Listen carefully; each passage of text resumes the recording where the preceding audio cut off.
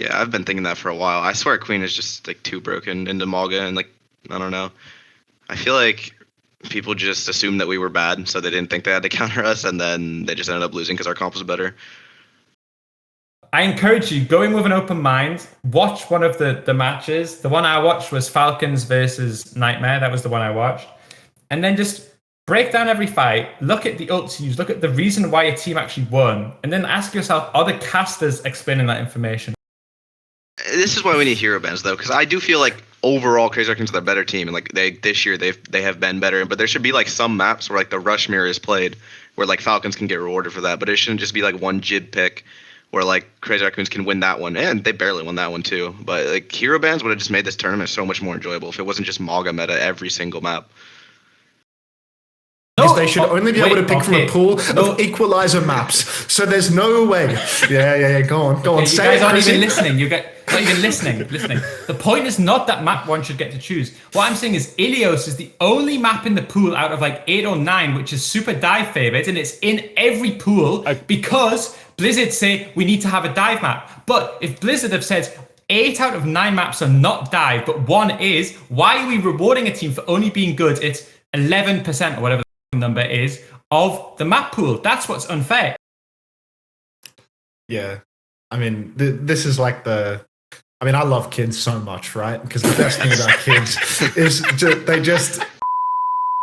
Hello everyone, welcome to episode 29 of Uncoachable. Now, as you know, abbreviations are pretty common in gamer names. Most of you can probably figure out. Now, the X in my name stands for Xavier. Those of you more up to date with the lore will know the TF in Chris TF's name stands for Twisted Fate, though maybe after Stockholm, the fraud will be more suitable.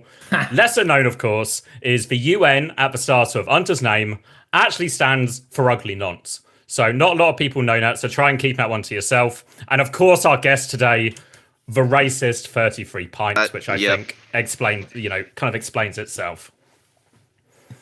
So welcome. Tree. This is going to be our Stockholm episode. So we're going to do the same thing we normally do, where we do sort of winners and losers as we go through. And I thought, what better place to start than, of course, with NRG. Welcome, Tree. Obviously, would you class yourself a winner's successful event? Yeah, I'd say we're pretty happy with how we did. I'll take that as a win. Do you feel like, with the power of hindsight, you guys actually had the right meta read and everyone else was a bit off? Or why do you think you had so much success? Yeah, I think I've been thinking that for a while. I swear Queen is just like too broken into Mauga, and like I don't know. I feel like people just assumed that we were bad, so they didn't think they had to counter us, and then they just ended up losing because our comp was better. We actually did exactly that. We scrimmed you, got fucked, and we're like, yeah, we'll never meet these guys in the bracket, so it doesn't fucking matter. Don't I mean, you were right. You never met in the bracket. I suppose it's true, but that's literally exactly what we did. Yeah. But I swear Queen is just too broken into Juno Brig. Why did you pick it then? Because I feel like somebody maybe told me at some point that you're actually just having success in scrims, and there wasn't like some big was there ever like we can't play Mauga, so we have to do something else? It wasn't really we can't play Mauga. I think like the patch hit. I don't remember what it was. It was like a slight Juno nerf or something. I don't even remember what it was, but we were just trying random comps because like a new patch, whatever. I think we originally tried like Queen. We were like doing brain dead shit. We were like, dude, wouldn't it be cool if we had like triple speed boost? So we picked like Queen, Juno, Lucio, and I was on like Sojourn, and we would just run around the entire map just diving people on like the widest maps in the game. But then Kellen just like raged at Rack for Ajaxing like one too many times. So eventually we swapped Brig, but the Queen just never stopped working. Like every Rampage fight you just win because everyone's just purple and they don't have like an actual support ult to do anything about it. So I don't know. It wasn't really like we couldn't play Mauga. It's just Queen never stopped working. So when did the Sombra come into it as well? Because I met a fairly liquored up cow at the bar one night before the games had started, and he was like, we've got a secret ingredient. We've got a secret tool that no one will see coming. And then proceeded to tell everyone at the bar immediately. So he told us the secret ingredient was Sombra. So when did Nat come into it? Okay, so the Sombra pick, we were screaming SSG. It was like the last day of our boot camp. It was Runasapi, I think. Literally the last map of the scrim. I was on Ash for like the first point. I used Bob and died. And I was like, yeah, I'm bored. Let me just go Sombra, see how this works. And then like, it was like, okay, so EMP just like breaks cages for one because it's just a shield for some reason. So that's pretty good because cage is like the one thing that actually shits on our comp because you cage the Queen ult, you cage just anything, you kind of just lose. So they're like, okay, so if you just play Sombra, that could work. But I was like, okay, I've only played this for 4 rounds of Flashpoint. Do I really want to pick this? And then like the day of our match, like we played Raccoons. We got absolutely shit on. Maybe won like 1 team fight.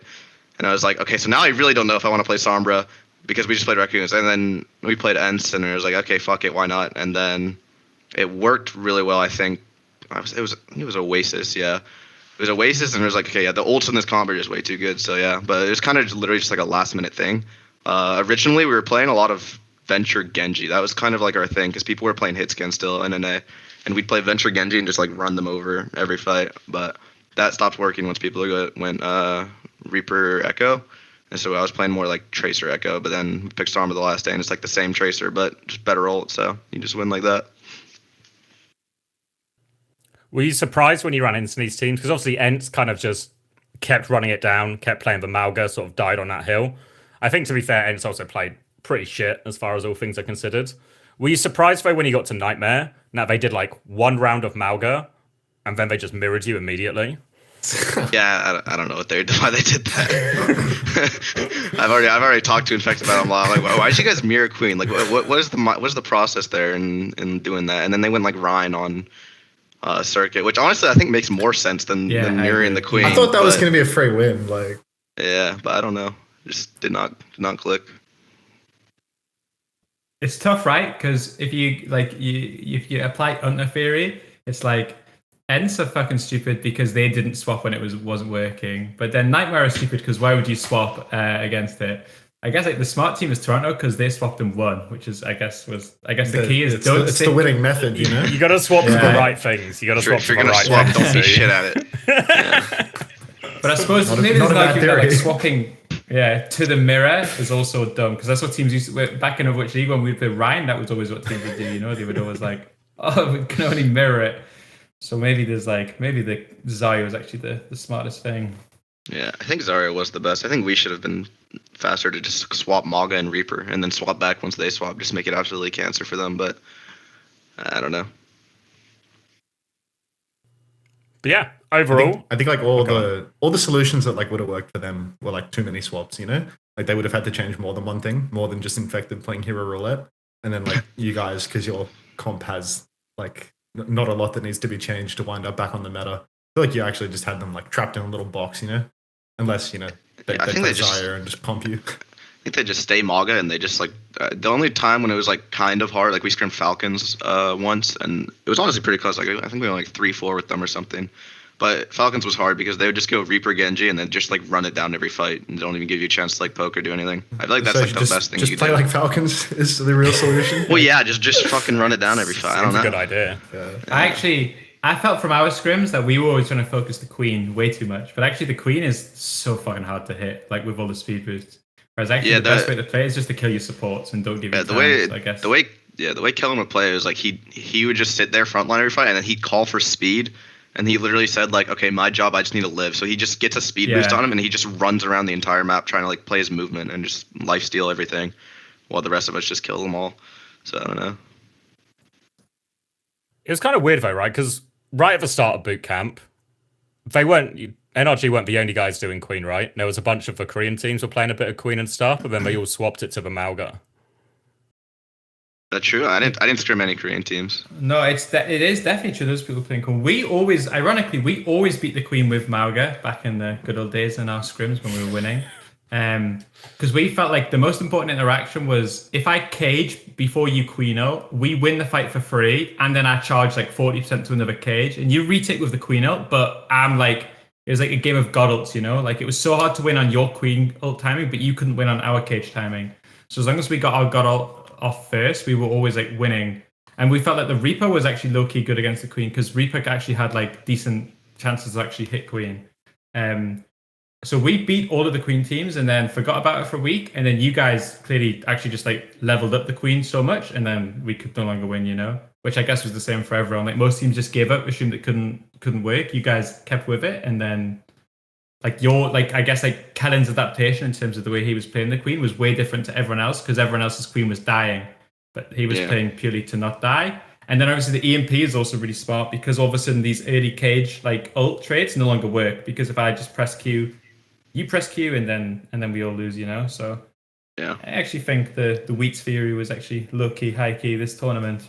Just typical Wheats theory, to be honest. I think it's like the strangest that Falcons didn't wind up playing that, because like Harmon literally did that shit in the career finals, you know? Like he would just play Queen into Mauga in the career finals that they played to actually qualify for this event. But then we just didn't see them touch Queen once throughout the whole tournament. Maybe it's because, you know, they got old theory and they didn't pivot. You know, they never found the secret ingredient that Tree and Cal collectively cooked up one night. You know. No, I heard through the grapevine that like after we scrimmed them that one day and after like the first day of matches, they were trying it in scrims or some shit, but then they just got shit on, so they gave it up. I don't know if that's real or not, but that's what I've been told. If Cal said it, it's probably not true. I don't. It's hard to say. I don't know if I remember who told me it, but. Why doesn't Spark ever play Widow on Junkertown? We've maybe covered this one. I've had some DMs, Max, from people in the know indicating their support for me in the great debate that we had the other week, you know. I've had under the table support. I can't reveal my there's no support like under the table support. You know, people that are afraid to publicly stand out with you. And that's it. You know what the woke mob gets if you support me, but under the table, great people, you know. Yeah. Please. Genuinely, I've been talking to people, and they're great people. Like, they're really great people. They say, but, like, they've been telling me your argument in favor of the Widowmaker. It's one of the best arguments I've ever heard. I've never seen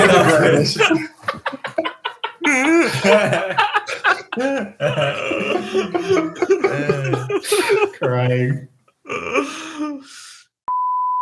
It's fair to say, in general, the entire event, if we divide the West into North America and EMEA, I feel like the entire North America really came out on top. Nightmare did maybe ultimately as expected. Maybe the SSG result wasn't the expected one, but they finished 5th, 6th overall. And obviously, Toronto ended up doing quite well as well. So, I mean, what happened, right? I mean, we'll have time for Chris to get through his cope for the entire tournament and the run up to it. But it feels like overall, going into this, I think most people probably expected EMEA to come out on top in general in this type of meta, in this type of style. But like SSG did really poorly, ENTS did really poorly, just blown out of the water by a lot of North America. Yeah, I don't know. It's maybe interesting to think about, you know, like, I guess like one narrative that we can play into if we want to, and I'm sure we will, is that like actually like the average age of the EMEA teams is pretty fucking old, you know. Whereas the average age of like these Nightmare and Shock teams is pretty young. And I remember when we played Shock in Dallas, you guys were shit. I don't think you were playing. I wasn't. No, I wasn't eligible. But Shock were really shit. Low key. Really, really, really shit. And then when we played Nightmare at the EWC, I felt they were really fucking shit as well. But it actually seems like this like leveling up process has happened in the space of like, you could even see it through Nightmare's results against Toronto, right? Like they started to play them extremely close across all metas, like even on dive, you know. And it felt like maybe like at the start, the fact that like EU had split all of its talent amongst the top teams, that would make more competition but help everyone grow. Whereas Toronto, in theory, stole all the talent and put it in one team. But it actually feels like it went the opposite to maybe what I would have assumed, is that like having that really, really tall like tree in Toronto has actually pushed like the rest of NA to a point where, I don't know, I think you guys improved. I think EU, I don't think we necessarily got worse as the season went on, but I don't think we just fucking flatlined, you know? Whereas that's what it feels like, you know? Yeah. I mean, this is like I love kids so much, right? Because the best thing about kids is they just continue to play the game and get better, you know? So you build your rosters at the start of the year and everyone is like, this player is shit, this player is shit, this player is shit. But, you know, they've got like all the obvious ingredients that they're going to like continue to improve and get better. If you've got like the EMEA versus NA regions, it was like such a obvious clear-cut example of like all of the established talent in EU is really fucking old, you know? Like everyone is a veteran player except for Twisted Minds' roster, funnily enough, for the people that attended. And then in NA, like all of the old guard quit, you know? Like every single tank player in North America quit this year. So many players retired across the board.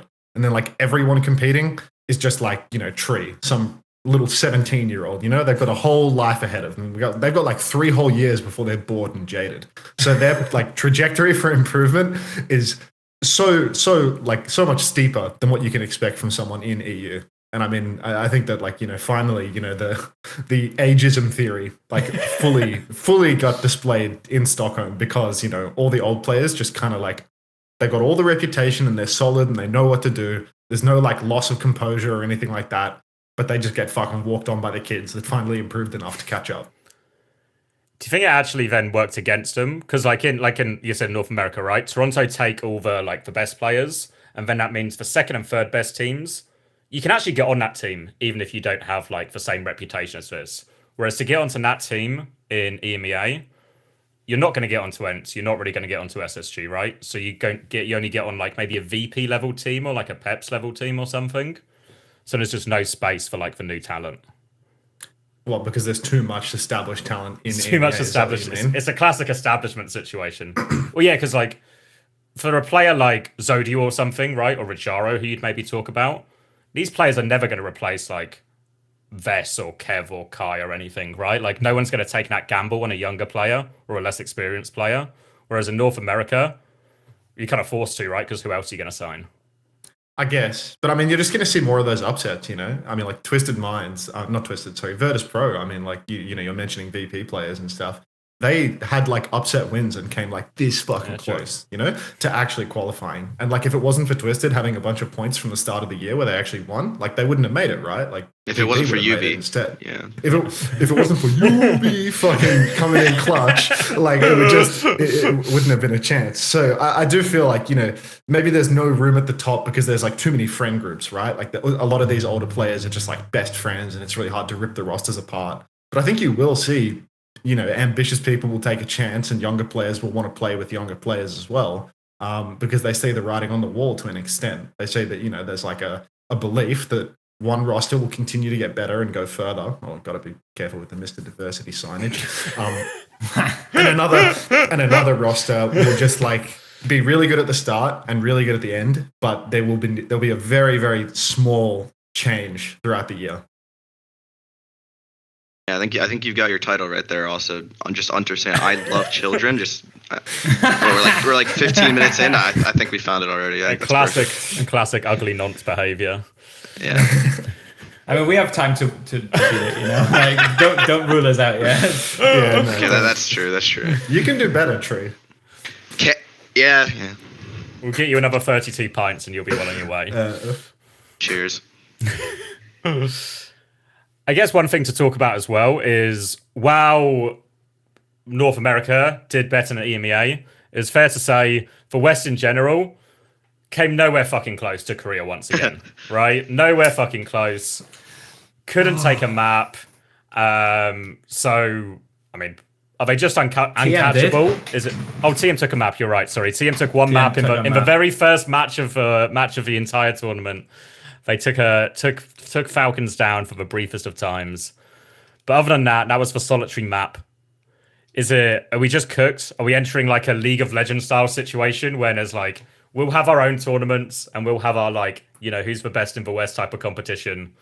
And then we'll just go get obliterated at Worlds. And then we'll just repeat this process until the end of time.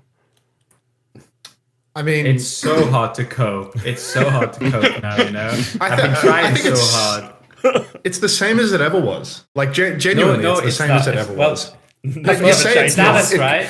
No, okay. Like Dallas, we could cope somewhere that there was like the Koreans read the meta right or whatever, you know. So there was like this idea, and then EWC, it's like hero bands, maybe that. Blah, blah. But actually, the reality is like this meta that we had, this actually suits like the West or at least EMEA like so fucking well. Full brawl mirrors every map. And we still just got absolutely fucking pounded. So I'm starting to think these Koreans are actually pretty fucking good at the game. I'm saying is that, you know, like, even though it's a brawl mirror, it's the same as it ever was in the sense that like every single time it came down to like the big end of year tournament in Overwatch League, every single time the Korean dominant team would win, you know? Like there was never there was never 6 white boys hoisting the trophy, you know what I mean? At the end of the day. Like it doesn't matter whether it was a Hog meta or, you know, Hog Zarya or whether it was Dive or whatever, you know? Like the Koreans always win in Overwatch, you know? You had occasional instances where, you know, someone where we will not comment about might also be hoisting the trophy alongside them, but it's like every roster always had a bunch of fucking insane Koreans. Even when Florida, a mixed roster, recently won. Thanks, Tree. There's 3 of them. You know, there's like the mixed roster has 3 superstar Koreans on it, right? It's got like the best Korean main support in the world, best like up and comer hit scan for like the past 2-year period in Overwatch 2, and then like the best Overwatch 2 tank. You know, so like. Again and again and again, like these rosters are always dominated by Korean players. Like obviously the grand finals were Korean dominated, but that's just because of import rules now, you know? You can no longer have a majority Korean team outside of Korea. So like this is exactly the same as what it ever was. Except now there's no one like bullying the Western players into a mostly Korean roster, you know? You don't get the token players anymore. There's never going to be a crazy raccoon reaching out to try and sign an American player or sign a Western player. We got Majed. We got Majed hoisting the trophy at the end of the day. He's the token. Yeah. He's as close to Western representation as we're going to get. You know, someone from the Middle East. Well, you got to take what you can get in these situations. I just felt this one, you know, this one. This was the meta. Take a few maps. It should have been a bit closer. But again, the Middle East was good for it. Yeah, thank God. Thank God for the Middle East. You know, where would we be without the Middle East? I keep talking to Infected, and he's like, "Bro, I'm so mad we had to play you guys because I swear we would have beat Crazy Wreck." And I'm just like, no. Like, he's like, "Bro, we were taking maps off them in scrims." I'm like, "Stop taking the bait. This always happens. Like you beat them in scrims, you take a couple of maps, you think, okay, maybe we can do. You show up and you get fucking shit on, and then you're home suddenly." Toronto did the same because apparently Toronto shit on Falcons in a scrim. And they're like, oh, we were so unlucky that we had to play Crazy Raccoons. If we could have just taken Falcons. But we did the same in Dallas. We were like, oh, we could never beat Crazy Raccoons, but we could take Falcons. But the reality is, we probably, let's keep it real here on Uncoachable. We probably weren't taking them upon hindsight. I know I've spent the last 27 episodes saying we got them, but maybe we didn't got them. That being said, though, I do think hero bans make it easier for Western teams. You think that's like, is that an equalizer? Not an equalizer, but I think it definitely kind of levels the playing field. I think it's still going to be hard to beat like Raccoons or like Falcons, but like you saw Toronto beat like Zeta, and Zeta wasn't like insane, I think, during that tournament. But I think with hero bans, it definitely makes it a lot easier for them to like play to their strengths, like put Vega on a Lari or whatever, just do it like that. I mean, it's technically true. I was thinking the same. I always thought like the hero bans would favor the Koreans, but technically we were closer to beating a Korean team in EWC than we were at any of the You got so close. Problem with hero bans is like I think it's the same problem that like this tournament had. You know, like this tournament there was 3 teams which could play Ilios, and there was 5 teams which couldn't. And those top 3 teams were all first 3 seeds. So every single game against one of the top 3 started 0-1 down. And then if they were smart, they would pick Hollywood or Gibraltar in one of the others. So for a Korean team, effectively, I'm counting Toronto as Korean for the sake of this example, to win, you had to win every other map. You know, you had to win like all 3 mega mirrors. I'm actually thinking about this is going to be the first start of the cope section. I actually think the way the map pools are done is fucking bullshit, okay? Because ever thought about it, okay? I don't know who does it. It's like Bailey or Trev or someone that decides the map pool. And what they do is they say, okay, we're gonna make sure that we get like one map from each like comp. So like we want like one good brawl map, one good dive map in each of the maps where possible. But in KOF, right, in Control, there's only fucking Ilios, which is like a really good dive map. But Ilios gets put in every single pool because it's the only one. So what I'm saying is, these good dive teams, they're getting rewarded for being good at 1 out of 8 of the maps in Control, and they get map 1 every single time. Tell me, actually, statistically, that's fucking rigged. So you're saying it would be more fair if the maps they put in the KOF map pool were the maps your teams were better at? No, do it random. That would be more fair. Just pick. Why is it okay? Explain to me then. Why is it fair to pick Ilios every time? Well, because they're always first seed. No, but why is Ilios in the pool every time? But it just makes sense to have like a range of map pools, right? So in theory, when you go to other maps, like you get losers pick, there's a map for each team to suit their comp. Because in theory, so you think that first seed shouldn't get an advantage with their pick because they should only be able to pick from a pool of equalizer maps. So there's no way. Yeah. Go on. You guys aren't even listening. Not even listening. The point is not that map one should get to choose. What I'm saying is Ilios is the only map in the pool out of like 8 or 9 which is super dive favored, and it's in every pool because Blizzard say we need to have a dive map. But if Blizzard have said 8 out of 9 maps are not dive, but 1 is, why are we rewarding a team for only being good? It's 11% or whatever the fucking number is of the map pool. That's what's unfair. Ilios should get the same odds of being in as Lijiang, but it's not. It's 100% in every single time, whereas Lijiang gets it 25% of the time because Lijiang has to compete against all the other brawl maps. That's what's unfair. Not that high seeds get map 1 pick. It's that Ilios is always in. But could you not make the same argument where, like, if there was an escort map pool and it was just like Gibraltar, Dorado, and Route 66, you would then be looking at that and go like, well, I just can't. If it was random, how can I complain? Yeah, but if it's random, I can't complain. The thing is, escort even then, like, there's more dive maps than others, but actually there's still loads of brawl maps in. But KOF only has 1 dive map, and we play it every single fucking time, and we can't win it. So it's Blizzard's fault for not making more dive KOF maps. Yeah, I mean, you're just saying that it's the fault of the... Yeah, you just want to get the game type advantage. No, I want the game type advantage to be nullified. I want to pick the maps evenly. I'm protesting against the game type advantage here, which you guys seem to be advocating for some reason. I think it's pretty clear that the manner which they draft the pool makes it more fair for all teams involved, because across all game types, they try to have a selection where, you know, within each game type, there's like a dive map and a more flat map and a hybrid map. You know, they angle for that in every pool. So they try to make it so that if a team is really good at dive, then they can pick to benefit that. If a team is really good at brawl, they can pick to benefit that. Unfortunately, because you are the coach of a European team, you're never going to be very good at dive. So you start crying and pissing your pants when a Korean team picks Ilios against you. It's effectively DEI of Overwatch maps, if you think about it, right? Because how is it that Nightmare kept beating the dive team in North America, playing some Kappa dive comp with Seeker falling in the well 15 times? But like, there's no solution for you, you know? What's that got to do with statistics? Wait, no. This is your feelings. No, but if it was completely if it was completely random, right? There'd still be these situations that could be inherently unfair, right? Because again, if we use the escort example, it's Dorado, it's Gibraltar, it's Route 66. Oh, bad news. We're just doing the map pool randomly, but this is your map pool for the end of year major. That would feel really bad, right?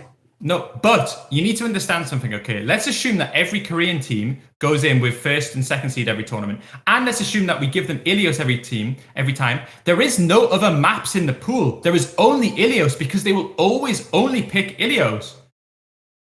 So escort, because it's 5th, if whatever happens, it happens if it's random. But there is not the fact that even if Lijiang was in this pool, it was completely fucking irrelevant to us playing against the Korean team, because we never get the opportunity, well, I suppose unless we win a fucking international tournament, to get a higher seed than them, and they will always pick Ilios. Do you not understand why it's unfair? I feel like it's actually low-key true. If there was like 3 different dive maps in KOF, and each time it was like the same, because we only got Lijiang on 1 international tournament, then we got on the pole, then we got Antarctic or whatever it is. But it's Ilios, Ilios, Ilios, Ilios, Ilios. That's what's unfair. The thing is, you just only feel that it's unfair because you're bad at Ilios. If you were not bad at Ilios, you would not see the issue with this. And there's nothing wrong with the higher seed getting to pick in a manner which is advantageous to them. No, if it was completely randomized so that Ilios wouldn't be in the pool, then they wouldn't be able to get that edge.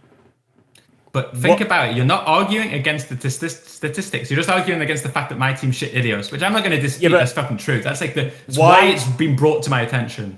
Why should like a ground tank team be rewarded just because of the maps Blizzard happened to make? Why should a team that plays 80% of the maps in Overwatch more effectively be rewarded?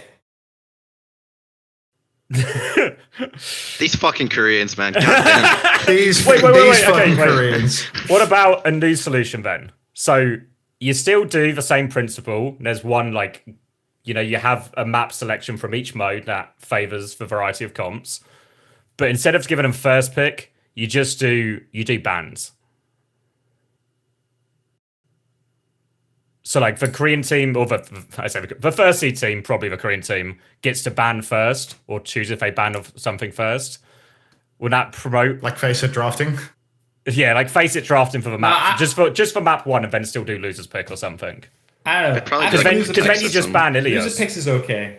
Just need to have one tournament out of the fucking 7 we have that doesn't have Ilios in it. Just one time. Because name another map, apart from like with the fucking flashpoints and shit, that's in every tournament.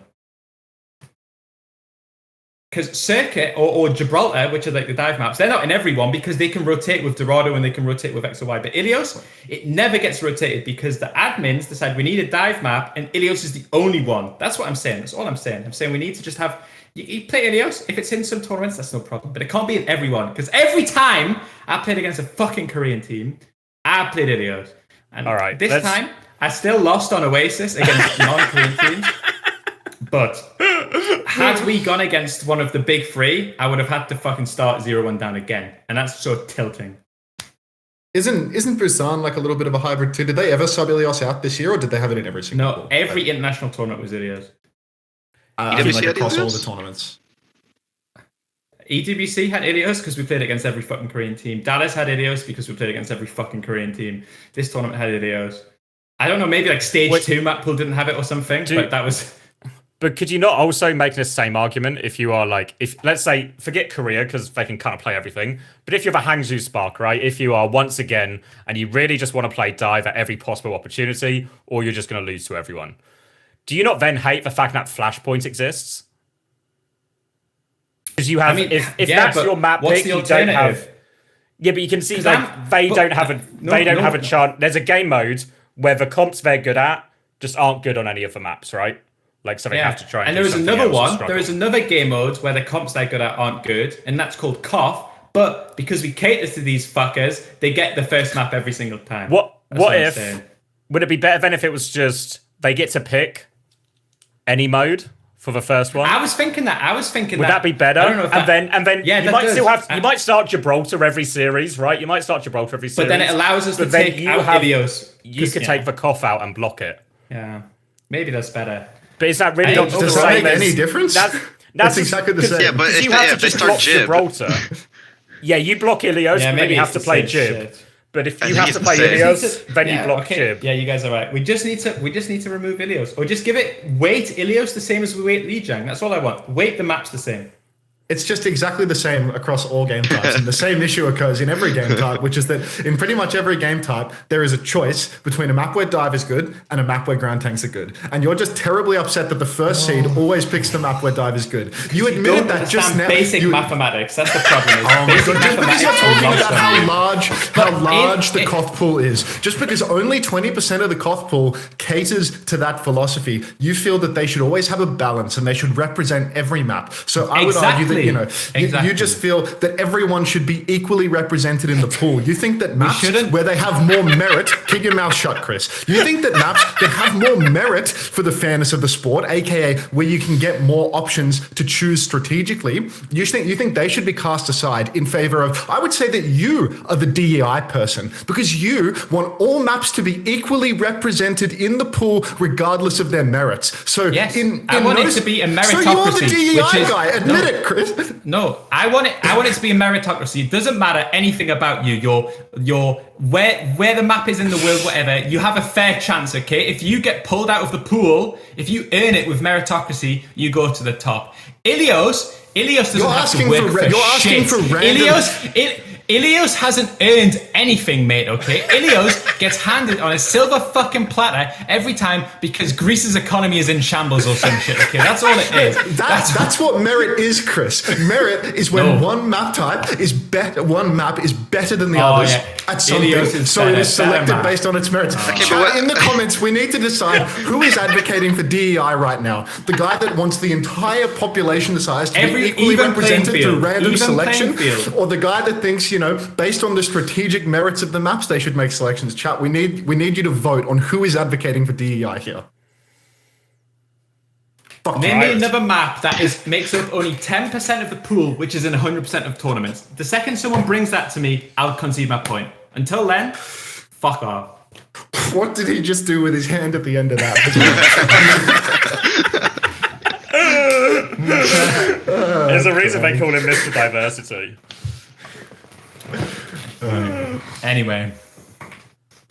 Well, I feel like you're on a roll, Chris. Should we move on to the SSG section of it? So, I guess for the context, because I feel like people have talked about this maybe on stream a bit, but for context, when the boot camp starts, all the way back at the start, the glory days, I believe as you call them, everything was good for SSG, right? You were winning scrims, you were playing Mauga, and no one else was playing Mauga. Yeah, so obviously we've loved Mauga Echo for a while. So once the patch hit, we basically on like day 2 played Mauga Echo, and we basically like won most scrims, I think. And then we felt pretty good. And then what we had, there was like these 2 days where randomly out of nowhere, every single team we were playing was just playing our comp all of a sudden. You know, like we just went, oh, everyone swallowed the Mauga pill. But it seems that on that exact day when everyone swallowed the Mauga pill, that's actually also when all of our scrims started to turn from green to red. And for whatever reason, when teams were playing Orisa and when teams were playing Queen, we felt really, really good. And then the second every team just picked up the same heroes that we were playing, even we were playing a lot of Reaper, you know? Like this exact comp we were playing in a lot of situations. For whatever reason, no matter which team it was, they kind of just, I don't know, they picked it up and then they just started winning. And, you know, I saw a lot of people say, oh, maybe this isn't a good meta for SSG or whatever. We really, really, really don't agree. This really is like... It's the perfect meta. Apart from like a... Rhyme May would be better, but apart from that, this is literally the best meta that we could get. And the fact that like the second it came to the mirror, it just felt like everybody like overnight just leveled up above us. Hurt us a little bit, you know. And then our prep got really fucked because we weren't sure if we should keep playing the same or go to the Reaper, and then next thing you know, we just got fucked. See, that's the thing why I don't get this is why I feel like Queen should have been meta, because like you guys picked that Mauga comp, you start shitting on everybody, then people just mirror, and eventually like the scrims are more even. But like I don't know why that didn't happen for us, for the Queen. People just kind of just gave up on it, I guess. Did you guys play each other much? No, I think we only played at the very end. Yeah. But like I said, we played it, like a lot of teams were playing Queen. I think like EU, NA, and Korea, but we had a lot of success with it. That's why we thought when we lost to you, it was like, fuck, we'll just re-download it if we need to, you know, like we know how to beat it. But yeah, it ends up being like I couldn't really have asked, apart from Ilios being in the pool, I can't really ask for much else in terms of like a meta. And here I am with a sort of top 7. You keep giving yourself 7th. Well, 7th or 8th, map, you know. Yeah, he's definitely 7th. Okay, you did win a map. Yeah, that's fair. we were good for one map. And it was an Oasis, not Ilios. What a surprise, you know. Okay, but was the enemy Korean? No. Well, no. There you go. 2 of them were. I suppose so, yeah. I suppose so. I guess, sort of small picture as well, should maybe talk a little bit about both series. The Nightmare series, it kind of felt like you just got blown out of the water. Yeah, I mean, I think map 1, we just collapsed, really. Like, couldn't win a neutral without getting a Mauga on our head. I think map 2, I think, like, we played so shit with, like, obviously we realized that this is like an ult economy meta, and we love ult economy on SSG. So another reason why we thought, fucking hell, this would be good for us. But actually, our ult economy on this map was fucking horrendous. Like, I think we actually do enough to win like most neutral fights on Shambali, but if you just keep pressing 5 Qs on the same frame for no logical reason, it's really hard to win like an escort map. So I don't know. I think, yeah. Just watching that series, it was like, you know, they're supposed to be like the macro team, you know, they have like all the old plays, all the old game down pat, and then it was like rolling into second point of Shambali, you just use 4 ults for 1 for like absolutely no fucking reason. And it's like, oh, okay, they're just definitely going to lose, you know? They're losing like 60% of the neutrals and they just fucking 4 ulted for no reason. Maybe it's over. I think some credit should... I'll go on. I was going to say, I think with Nightmare, like, it is like slightly copy, but I really think like we were getting closer to them. Like, we'd kind of like figured them out. If it was a best of 5, I really think we can win like a map or 2 and then see what happens. But yeah, I don't know. It's just really disappointing, you know. I mean, think I all the thought that, stuff that like- we're normally good at, we weren't good at when it mattered most, you know. When I was I watching thought the myself Europe back, versus. Oh, go You on. go. I was going to No, say, you go.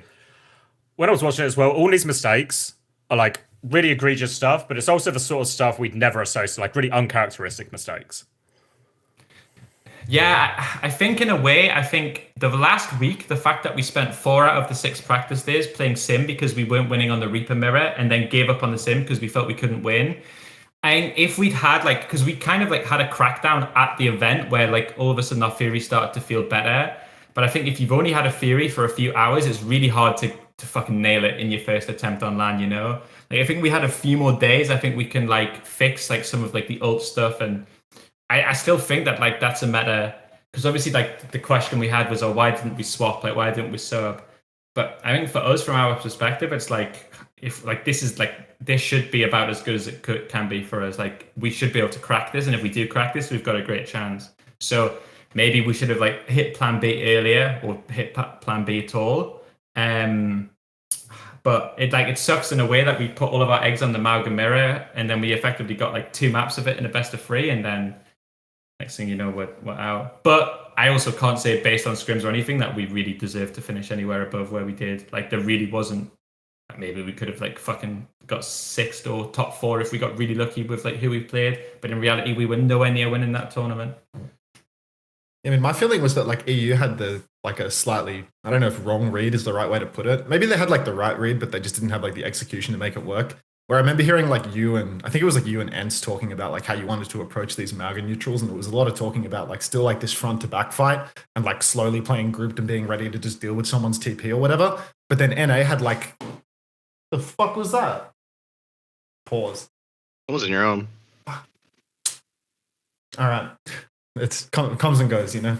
Anyway, voices. and they had like the exact opposite philosophy, you know, at least like from Nightmare's perspective, where they just wanted to be like the fucking tempo morons. You know what I mean? Like everyone just wanted to fucking hard in and just go for the kill, you know, go for this initial kill. So I think that like Europe's theory was, you know, more solid overall. Like this idea of like cutting out the cooldowns and then pushing back with an advantage, that is like fundamentally how you play these mirrors better.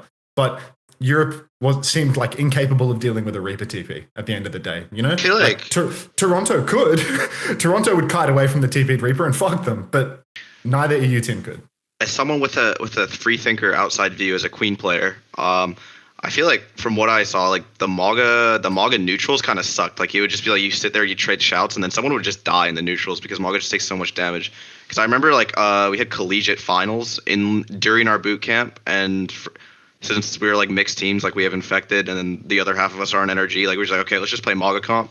We ended up losing that, but like I remember Sam was getting fucking pissed at infected because he was pinning in every fight. So he was like, okay, I'll stop pinning in. But then he just sat there, got all his fucking cooldowns for us, and he just dies. Like it really feels like you just pin in because the pin gives lifesteal, the shout then gives lifesteal also, and you just like you can't kite it either because it's just like a speed boosted pin. It's just like you go across the map in 2 seconds. It's just I don't know. I think that the thing is, I actually think the Mauga functions similar to dive in a few ways, you know? Like, the idea that, like, first tempo is better, I think, is, like, it's not necessarily true. Like, if you go first tempo and you hit the slam, it's better. If you go first tempo and you miss the slam, then you get counter-pinned or whatever, and then you die, you know? But it's kind of the same in dive, right? Like, oh, you should always die first. Well, if you die first, but you don't get the kill and they peel you and kill you, then you shouldn't go first, you know? Like, there was teams who were successful playing, like, very slow dives. There was teams that were very successful playing, like, fast dives.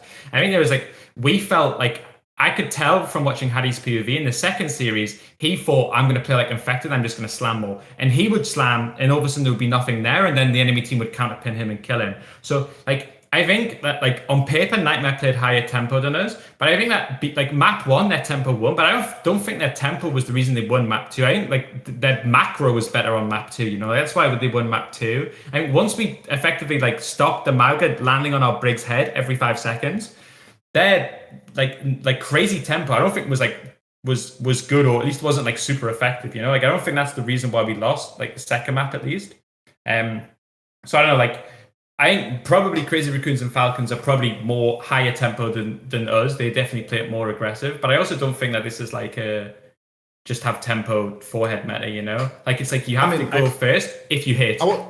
I wasn't saying that the tempo is better. Maybe Tree said that to an extent because it was like Queen versus Mauga. But my feeling was more like, the theory that you can do all that. We love to quote Oppenheimer. Theory will only take you so far, right? Like Europe might have had the better theory in that regard, right? That if you actually outplay all this stuff, if you hit your counterpins, if you don't get caught by the slams, if you don't die to the Reaper TPs, then it's like that will work. But from what I saw, like by the numbers, when ENCE and when Space Station went up against those high tempo teams, like it just wasn't good enough, like sure, maybe on Shambali, like it was more of a macro problem than a tempo problem. But like, what about map 1, like it was definitely you losing to their tempo.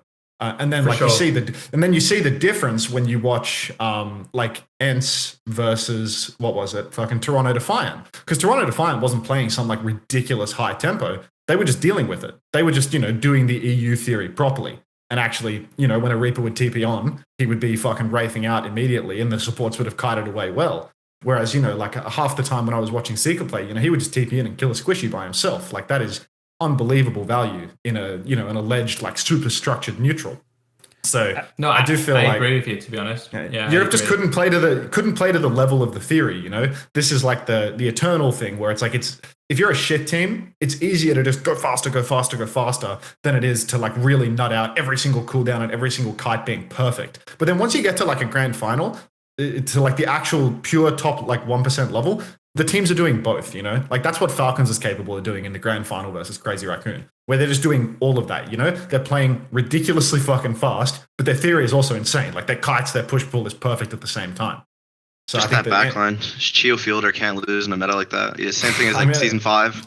I heard Americans at one of the boot camps. I can't remember if it was Nightmare Guys or someone else. I heard people saying Field is so shit at Brig. It's like sometimes you just hear like the most piping hot takes from these fucking American players, dude. It's like I genuinely wonder what planet. Can you blame them though? Because if you can't, you have to give yourself some leverage going into these matches. Like, okay, like Fielder's shit at Brig. Right? Maybe we can. Yeah, exactly. It's like he's the greatest rush Brig of all time. He's the weakling. Like the undisputed goats of Junkerqueen goats Brig play, like just the greatest rush support player of all time. And people are like, he's so fucking dog shit at Brig. It's like these kids must have still been in the womb during the Jotes meta or something. Like you pin him once, you like get a slam on him once and he dies. Oh, he's fucking terrible, but maybe we can win. So and then you bad.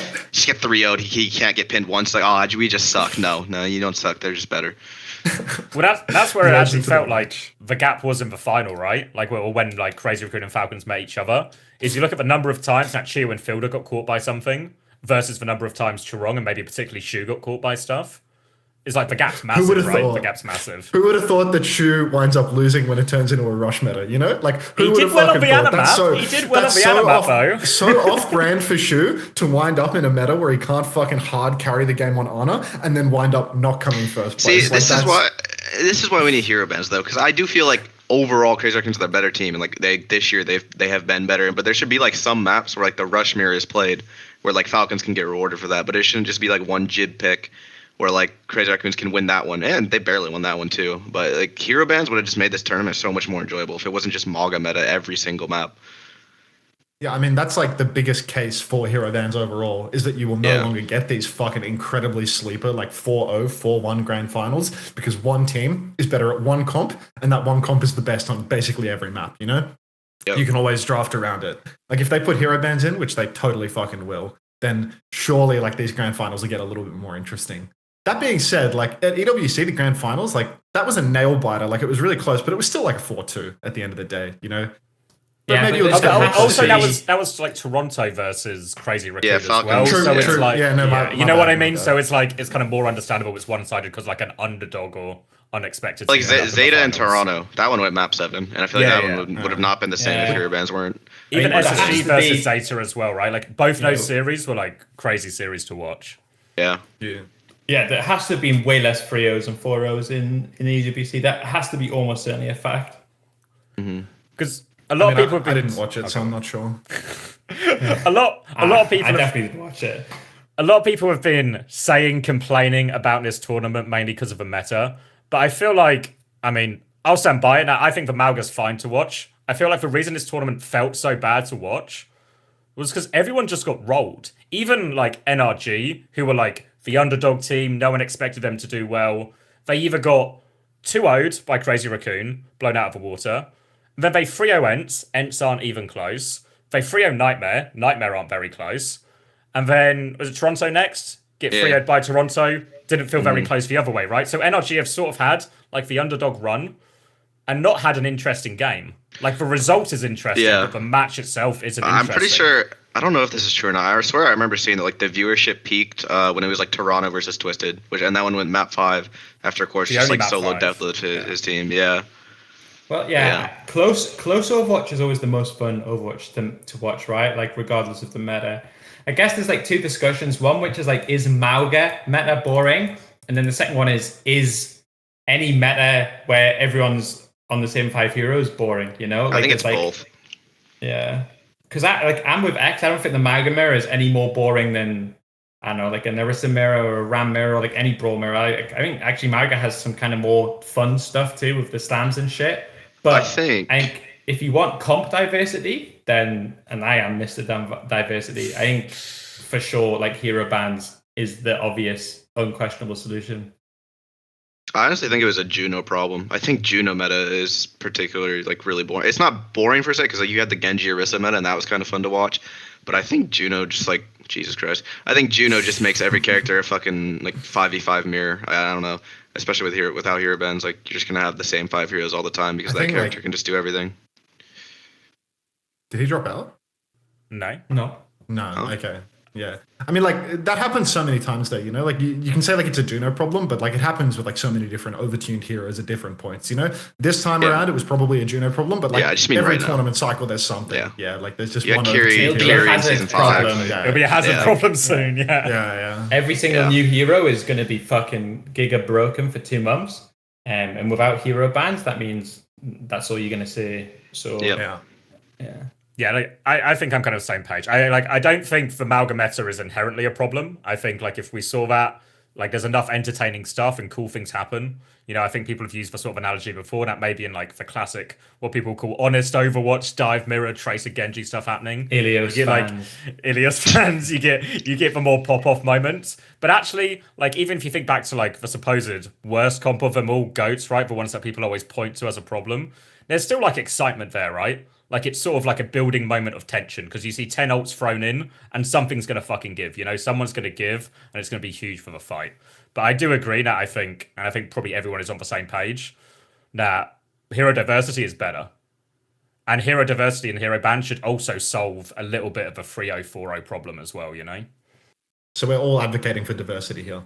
It's only map diversity where we have like also, and also I think hero bans kind of help with like the whole Ilios Gibraltar thing because like you can just save your Winston ban or honor ban for this match. Or like Banana. It's like, exactly right. Yeah. And then maybe you actually have a chance.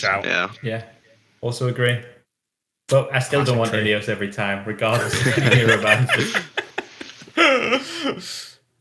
I mean, once you've got the hero ban pool, you know, you'll probably see more like randomization in the map pool regardless, right? Because it like no longer matters as much. Like, you know, even if you have the best dive map in the universe, people will ban the support that makes it the best dive map. So, you know, there's always an option afterwards. Yeah. I'm praying for that, mate. I'm praying for it. So, we've kind of hinted at them a few times, but the one saving grace of EMEA, and we're very sure to say EMEA every time because now they're on top. I have to make sure we include them. Twisted Minds, not only were the most successful team from EMEA, they were also the only teams that gave us any decent series to watch, right? The only teams, all the maps where both teams were able to win a map, all the matches where both teams won a map, all Twisted Minds. Only one to take one off a Korean team. They beat SSG, and they gave Toronto a hell of a run. Yeah, also doing their own thing similar to NRG, right? Like they were the other non-Mauga Mirror everywhere team, and it seemed that both teams that went slightly off meta benefited from it. Yeah, I mean, I think I'll start with a hot take. Quartz is pretty good. I get the feeling that he's actually pretty fucking good at Overwatch. What? You're going to get a lot of backlash for that one, mate. ! Fragrance.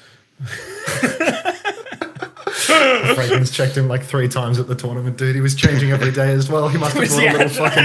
Yeah, no, he actually had so many options.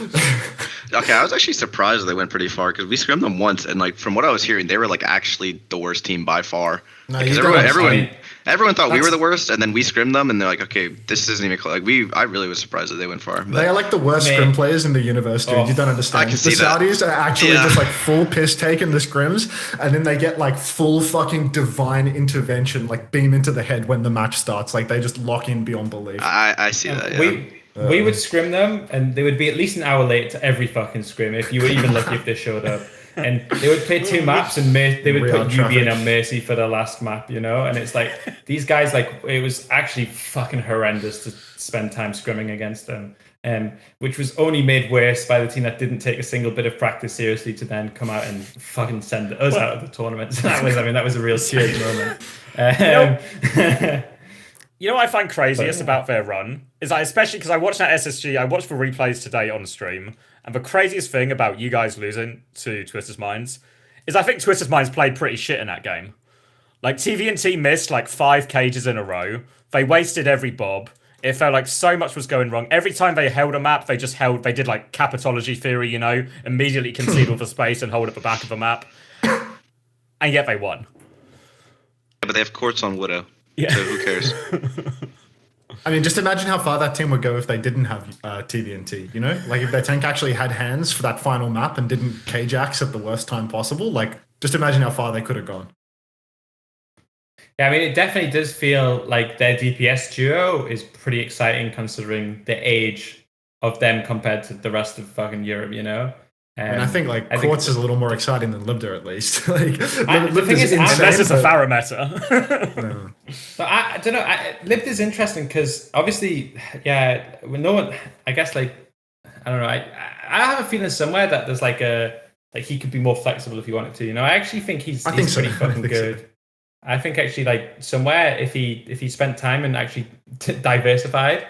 I actually think he has potential to be. Didn't he? Like a pretty fucking. He won the World Cup on playing BAP. Yeah, he won the World Cup on BAP. Like what the fuck? But I also remember. So random. That's true. Remember when it was? Do you remember like right at the start of the year when it was like Doom, Tracer, Echo Mirror, and Twisted Minds had their boot camping career, and they come back thinking this is the way, this is the solution. I remember watching those maps and feeling like Lubda was arse on Echo. You know, like 0 impact. Maybe that was an entire Twisted Minds type problem, but it felt like. Outside of BAP and Pharah, I've not really seen him pop off. It's a weird hero pool to make work, but outside of BAP and Pharah, he does really well. But I don't know. I've just not seen it on any other DPS hero. I think reputation-wise, he's supposed to be really good at Echo as well. You know, flyers, the usual. But I don't know. Is it based on evidence, or is it just because both heroes fly? No, I mean, I think they used to play that a lot, like historically. No, I think he's really good at Echo. Echo. Yeah. It's just, you know, like the eternal battle between him and Yazan for the 2 flyer heroes. But, you know, he's got the extra ingredient that he won the fucking World Cup playing the Teast at the same time, which is just like out of this world, you know? One gets, you know, racial ban mid-tournament and they just put Libder up. I wait. I was gonna say, didn't they put him on Orisa? But I think I think that was UB on Orisa, right? For a certain period of time. At Dallas, yeah. Oh yeah. Yeah, that Dallas was fake for them. Any role. Yeah, I mean they were like a player short. But it does feel somewhere that TM, if they do improve around the DPS duo, I think actually have like a real shot at making like another run of it. You know, I think that you could make a really good argument that Quartz is the best EU player. Could be better than Kev. It's really possible. So I don't know. I think, yeah, if they take the game more seriously and maybe improve 1 or 2 pieces, then maybe they'll stay on top. You know. I mean, to be fair to them, I actually thought MCD and Bliss, like in my head going into the tournament, and maybe sort of since they signed them, it felt like it was like a red hot take to have this as a backline. But I thought they actually had a very good tournament, both of them. I think Bliss is actually pretty good. I think that guy's like kind of next up in Korea, from what I hear. Yeah, I think he did really well. He's been on that level for like a long time, you know. Like he was one of those like ultra young players, but then I think he came a year after. Yeah, you know what I'm talking about. Yeah. But I think he came a year after Chorong and Chio. Correct me if I'm wrong. I forget whether he was in the same season or the year after. He was on Dallas when they went to Korea. Yeah. For the last season. Because he was like, I remember like it must have been like 2019 or something when it was like an Orisa Doomfist meta. Bliss was on Gen G playing Lucio like a fucking god, dude. Like he was a guy that was like was like the funny Astro level Lucio, and he was actually like a 13-year-old. Like he was ridiculously young, and he was so much younger than all the other players in the tournament. Going about that age. And he was just farming on Lucio, but it was like, what's the point of this guy? You know, like the game is gonna be dead by the time this guy is old enough to play Lucio in a rush meta again. And then he had to play Brig in it. And he always looked kind of shit afterwards because it was like he was insane at Lucio, but he wasn't like as good at Brig. But I guess, you know, you spend enough years in Korea just getting forced to play Brig for years and years and years and years. And, you know, anyone can be nice at Brig after enough time. That's true. Nice. So, yeah, do you think there's any, like, I was going to say any gas left in the tank? Maybe that wasn't meant to be a joke about Saudi. But do you think there's, like, any longevity in this roster still? Because they've gone through so many iterations this year. Is there a future for like that team, or are they just going to go into this cycle again of like, let's change our backline every couple of weeks? I think it's too difficult to predict like what's going to happen with like any core in the entire world except for Korea. You know, like Korea, I think it's like super believable that, you know, those two top cores are going to stick together minus the retirement change ups. Like you're going to see some tank changes because all of their tanks are like 30 years old. But I feel like all of the remainders of the cores will probably stay around about the same. But in EMEA and North America, I feel like every single core that you're familiar with will get broken up. Like every single one. Maybe the Saudi roster is like the one exception, like Twisted Minds. But even then, I can see that roster changing like very drastically to the point that like we talk about all these teams that just played in the tournament. I feel like it would be very bizarre for us to see even one of them from EMEA or NA actually returning in the exact same state. Because there's going to be so much roster mania with everyone being a free agent. Yeah, everyone's a free agent at the same time, and I guess whoever gets these, we'll talk more about the 2025 stuff a bit later, but like whoever gets these partnership spots, they're all going to get the partnership spots presumably at about the same time or within a short time frame of each other. So the chances of them all bidding on the same players at the same time, there's going to be like a billion moving pieces. Then we should probably talk a little bit about the champions, Falcons. And maybe the Korean teams in general. Obviously, they dealt with the West pretty easily. But maybe what was most surprising was not necessarily that Falcons won, but that Falcons won by such a huge margin. Like only dropping one map to Crazy Raccoon over the entire course of the tournament, which I feel like is probably the most one-sided we've seen these two teams be.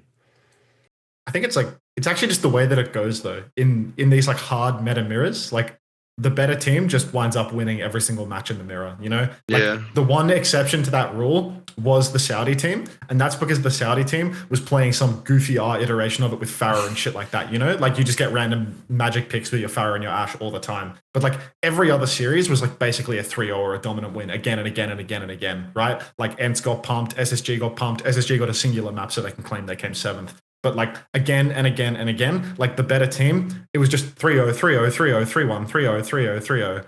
And the grand final was just another reflection of that. Like Falcons was better at the Mauga mirror. So there was basically like no chance for Crazy Raccoon to ever just like steal a map away. Because Falcons would have to make such an egregious error in macro like 3 different times over in order to lose. Yeah, I think just like the full mirror too. I think these characters in specific, like the Reaper, the Echo, the Mauga, is just better for Falcons. Because like the Genji meta, the Genji Orisa meta, you had like Lip on cast still, and you can just like headshot everyone, and you had Heatsang on Genji doing stuff. But now you just have like Lip on Reaper. It's kind of, I guess I don't know. Lip's good at Reaper, but I think definitely not as strong as like you can't just have him on cast. Just give like winning you fights for free. I don't think that there was a tank diff like Jumin. Did you watch Jumin versus the tanks on fucking?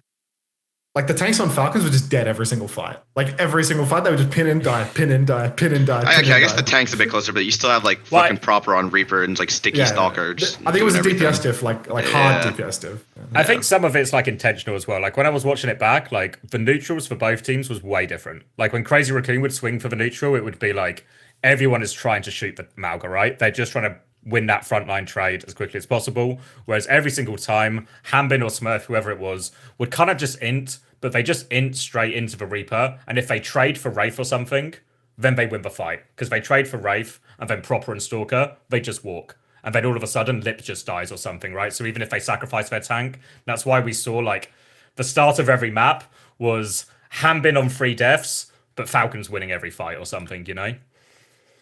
Yeah, I mean, like the traditional theory is that, you know, like you never want to like trade your tank, right? But maybe it was just different. This was opposite, era. yeah. Like maybe the tank actually just has like way less agency than forcing both of their DPS cooldowns. Because then Proper and Stalker will just swing ultra wide and solo kill 3 players that have no shifts. It's like, as long as you trade it worth what, you know, like if you trade it for the Wraith or you trade it for like, you put the Brig in a bad position or something, you can like trade up the kill instead of it being like tank is the most valuable, can't lose that hero, can't fight around that hero. If you trade your tank for their Reaper, you've just won the fight. Or even if you trade for like the Brig or something, it's like way more viable. What did you think about the decisions from basically every single fucking team at this tournament to just go down with the ship? Like, I feel like some were more egregious than others. Obviously, our decisions were fine in terms of comp play. We didn't make any mistakes there.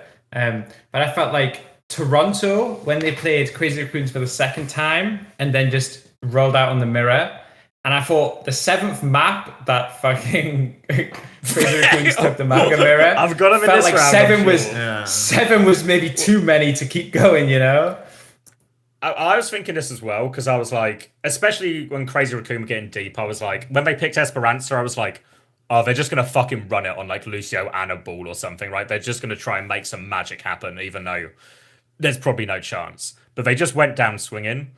But I don't know if it's also still fucked in the sense that, like, if so many of the maps in the map pool, except for obviously Ilios and Gibraltar, are just going to be, you have to play the Mauga comp. If you want to win a best of 7 series, you really have to win the Mauga mirror at some point. Like, you can't win the series without winning the Mauga mirror. Yeah. Well, maybe. I don't know. I felt maybe there was like a Queen or an Orisa or some different Brawl version that might have been worth a fucking go, no?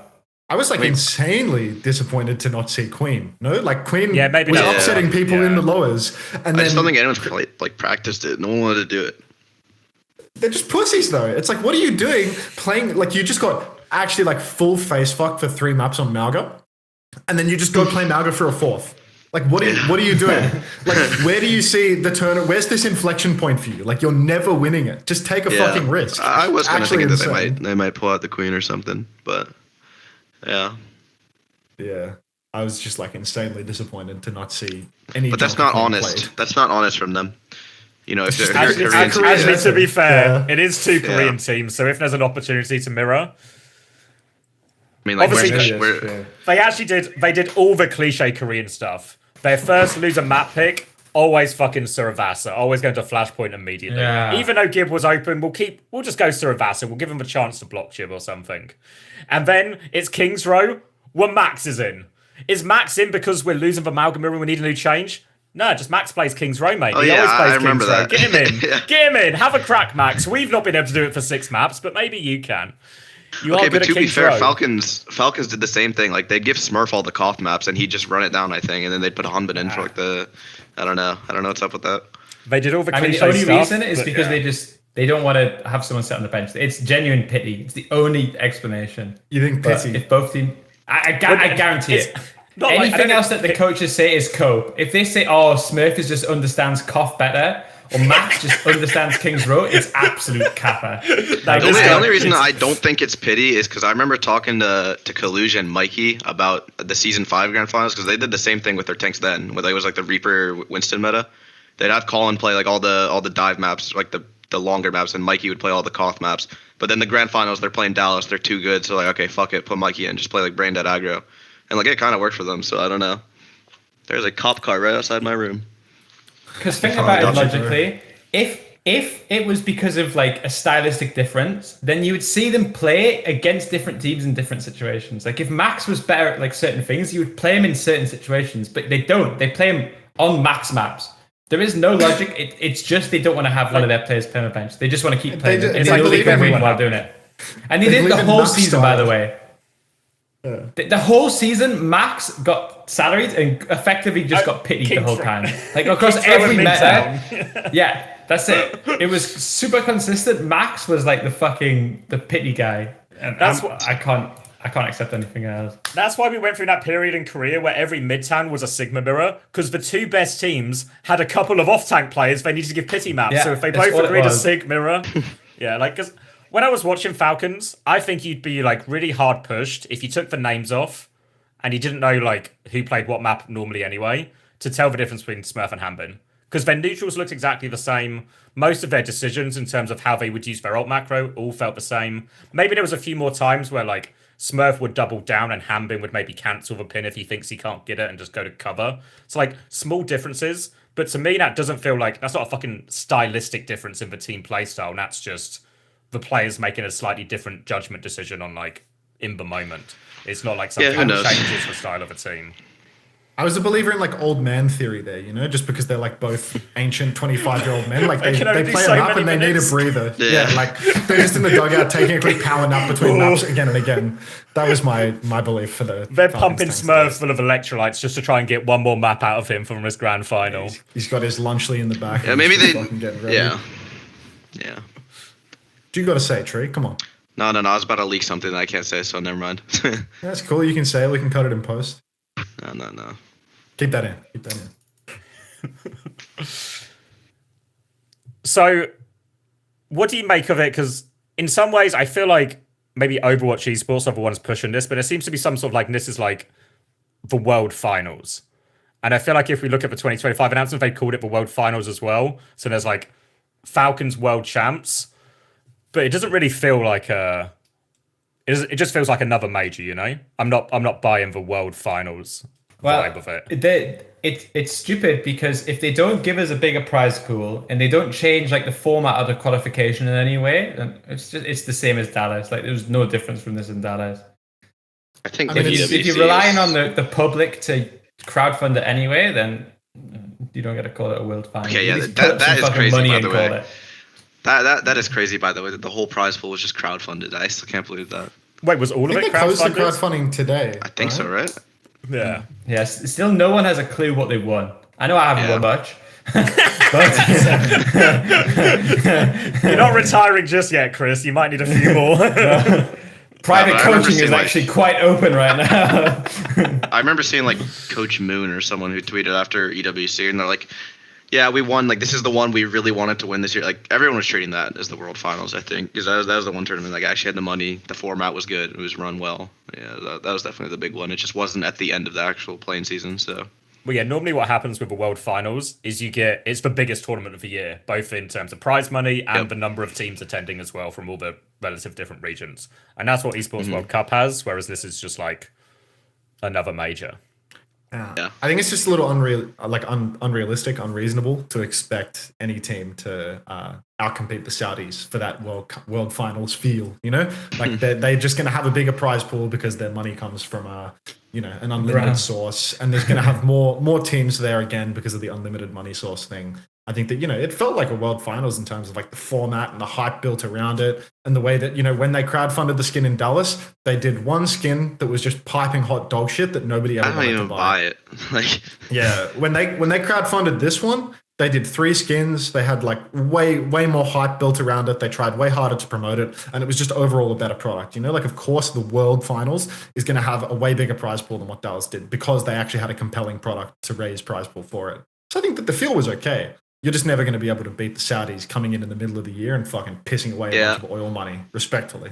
Yeah, I think the crowdfunding's good. I still think there has to be some contribution on Blizzard's end for the prize pool other than just the crowdfunding. And it's not even like the crowdfunding. I'm pretty sure it wasn't even all of it like that you get for the prize pool, isn't it? Like 25%. Or yeah, it's just 25%, right? Like that is insane to me. But well, that's the crazy bit because the prize money from Blizzard's point of view is essentially free because they pay for the skin to get made. I would wager that 25% they keep more than pays for the time and like all the hours for all the employees who works on it, and then they just give the rest of the money away and don't put up any of their own money.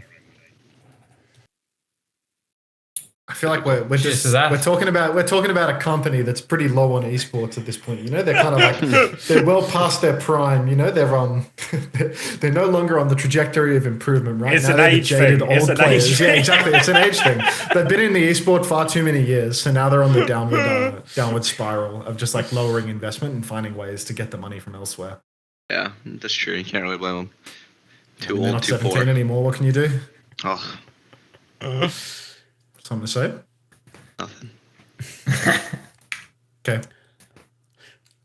Then also what I thought was probably a win for the event was actually the production of the event, in terms of like, we were all there in the arena. It felt like the stage was really cool, the walkouts, the animations behind the players, the orchestra at the end. I was a bit skeptical of it, but like, oh, how good is it going to be? But then when they did the player walkouts to it as well, when the teams came out for the grand final on it, I thought actually production felt really good, like improvement over Dallas. Did you Full body did you chills. see the guy on Reddit or Twitter or wherever it fucking was? He was like, the orchestra's shit. Yeah, I'm in an orchestra and these guys were fucking shit, by the way. I was fucking crying at that guy, actually. Was that like his objective analysis of like, Yeah, he was I know orchestras. This was fucking terrible, by the way. Like, they were doing all the orchestras. It was like orchestra shit talk. They were like, what was that guy doing with a fucking harp? Can you believe it? Just like fucking smack talking these guys. It sounded fine to me. Fucking love Reddit, honestly. What a website. I saw one the other day on a sidetrack. There was this fucking Korean martial law shit, right? You saw that? And someone made a joke. Yeah. Someone made a joke post about it on the competitive of which one, and one of the top comments somewhere in the middle was like, "This is the crazy guy Avala voted for," and I was like, Avala is never escaping these fucking accusations of voting for the winning candidate. There's literally nothing she can do to get away from it. It's like 4 years removed, and this guy remembers fucking Avala. What are you doing? I gave it an upvote because I honestly thought it was fucking hilarious. So that one, it was like, how will this martial law affect Lip's legacy? It's something like that, yeah. But then Avala's just somewhere in the comment section taking heat. But yeah, other than that, I thought whole event felt smooth. We had none of these like big tech issues that we had at Dallas. Yeah, it felt like 100% a step forward across the board. I mean, we had I some agree, tech issues, you and I. When you finally turned up, mate, we had some tech issues. I fixed them all by the time you got there. Hey, look, day one, I was there, potentially before you to start nutting it out. So I feel that, we were there on time for the day that mattered. The grand finals day, that was like unimportant. You're too busy giving me back shots on that fan signing thing or whatever. You remember? That was in the middle of the day. That wasn't what made me late. So that's completely unrelated, actually. You were putting it off. Well. The chair was right there, and you were like, "No, we got to give back shots." That's just not what I said. Like, you're just putting words in my This mouth. sounds like That is what exactly you what you said. said. So for what right. actually happened. We had witnesses. Okay, so for what actually happened, there's some fans. Me and Hunter were just talking because he didn't want to go on stream. I was like, "Go do your job," and then eventually, like, some fans came up, and he was like, "Oh, can I sign my shirt or whatever?" And so he's like, "Okay, Tree, bend over, right?" And he signed it on my back. I felt like there's something in his pocket. That's not up to me though. But yeah.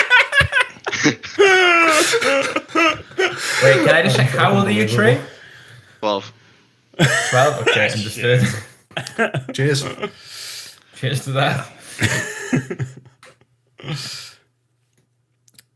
We For had a job next year, Max? Is that what you tweeted that, right? I need to delay this episode a few weeks. Wait till you've signed a contract, then we'll release it. I don't think that shields people from those sorts of allegations. We've seen many such cases. I don't think the signature saves you if that is your crime. Fuck, it can happen. But also, no comment. No comment. Yeah. Any other feelings about the production from the event? I feel like, you came out of the event rather galvanized, Chrissy. I'm not sure if that's died down now. You've been too focused on the grind. Yeah, I don't know. I was thinking about, I don't know. What I did was I recorded a 30-minute YouTube video and I analyzed the casting from the event. And I was going to release it to the public, but I don't think I'm going to release it to the public anymore. But what I would say is that across the matches that I analyzed, I think it was actually extremely disappointing. I think that in a macro meta, I think so many team fights I was watching and the casters didn't even recognize that an ult had been used, Like there was this one fight where Infected intentionally caged and they did the tech where you break the cage when the enemy beams because you don't want to fight in cage against beam. But if you trade cage for beam, it's considered a win. And this is a really important meta ult trade. the casters did not even remotely recognize that these ults had gone down, and then they're just making a joke about, oh, you're trying to run away from the damage. And I think somewhere that, I think we've shit on the casting and stuff a lot, but I think like because for some reason I had more time to watch the games than I normally do. I found myself quite free on Saturday and Sunday for some reason. I watched it and I find myself thinking, in a way, it's almost like, of course, everyone hates the Mauga mirrors, because what's enjoyable about the Mauga mirrors is these like macro ult decisions, and maybe people say, oh, that's boring, whatever. But I also think I just can't think of a sport which doesn't attempt to explain the actual game to you. Do you know what I mean? Like when I'm a tennis guy now, that's my latest addiction. Okay, I bring up tennis every 30 seconds, And when I watch the tennis on my TV, fucking commentators are explaining why the elbow position was wrong for the serve, And it's like, it's actually, I don't know, it's interesting. Like that's what it's someone who has like 100% expertise, and they're talking about it. And when I watch League of Legends, I don't know, I feel like these guys are like, oh no, this is really rare. Like he never drafts Jarvan fourth. Not Jarvan the fourth, Jarvan fourth in the draft anyway. Like all of this shit. Yeah. Yes, exactly. Yeah. I don't know, I just got this feeling somewhere that, I don't know, like again, I'm not trying to fucking eternally like build this bridge and then just set it on fire again every 5 seconds, because I've done it so many times this year. But I encourage you, go in with an open mind, watch one of the matches. The one I watched was Falcons versus Nightmare. That was the one I watched.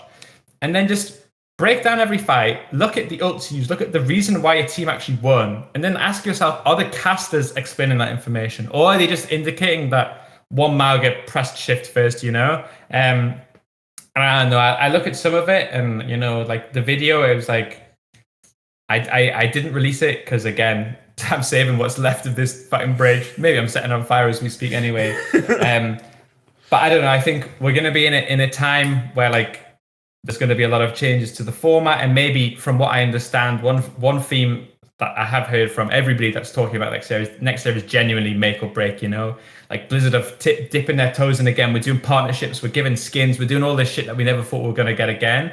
And I just really think that everyone should just don't listen to what I say, just watch it and ask yourself, like, are you happy with the level like of product, Because one thing that was always said to us, this counterpoint that was always made was like, oh, you're not the target audience. But it's like, I have to imagine even the layman would prefer it if you explained why he used an ult and ran away. Like that seems like something we should explain, because this is professional Overwatch. Like the idea that the players can't understand that you cage, wait for the beam animation, cancel cage and shift out. I've done the hand signal again. I don't know. I think we have to. I feel like I get gaslighted when I watch it, because it's so obvious to me, Yeah.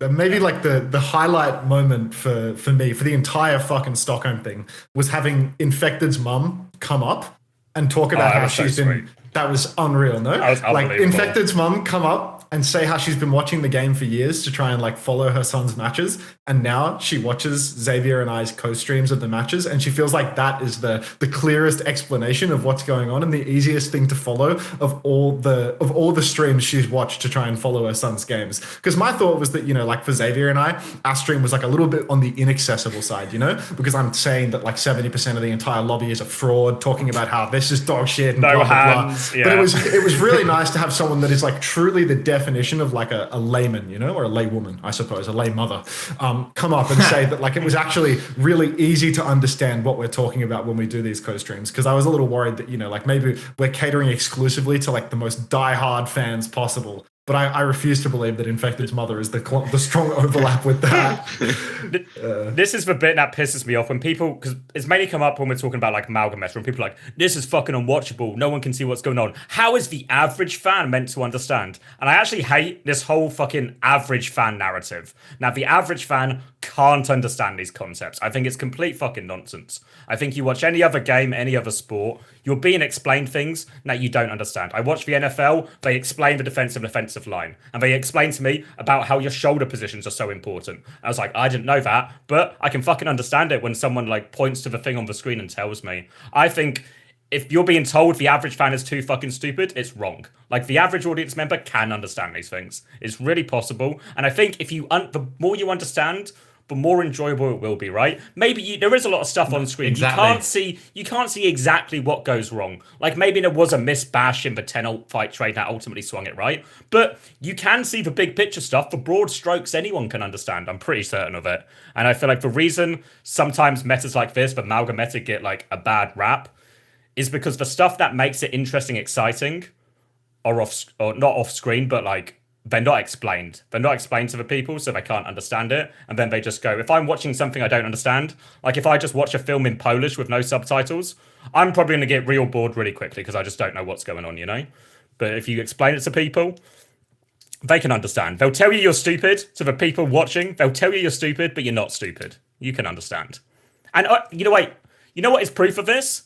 Mine and Unter's chat. Like when we're discussing it, because they're all fucking morons, and they seem to be enjoying it. So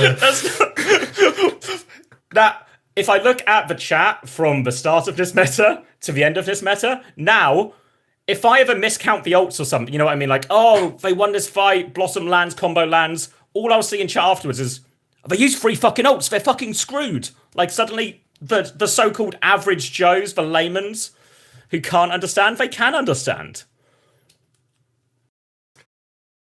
I mean, our chats got smarter throughout the duration of the tournament because we slowly drilled it into them about, the important things in the macro meta. Now you can see them talking about it.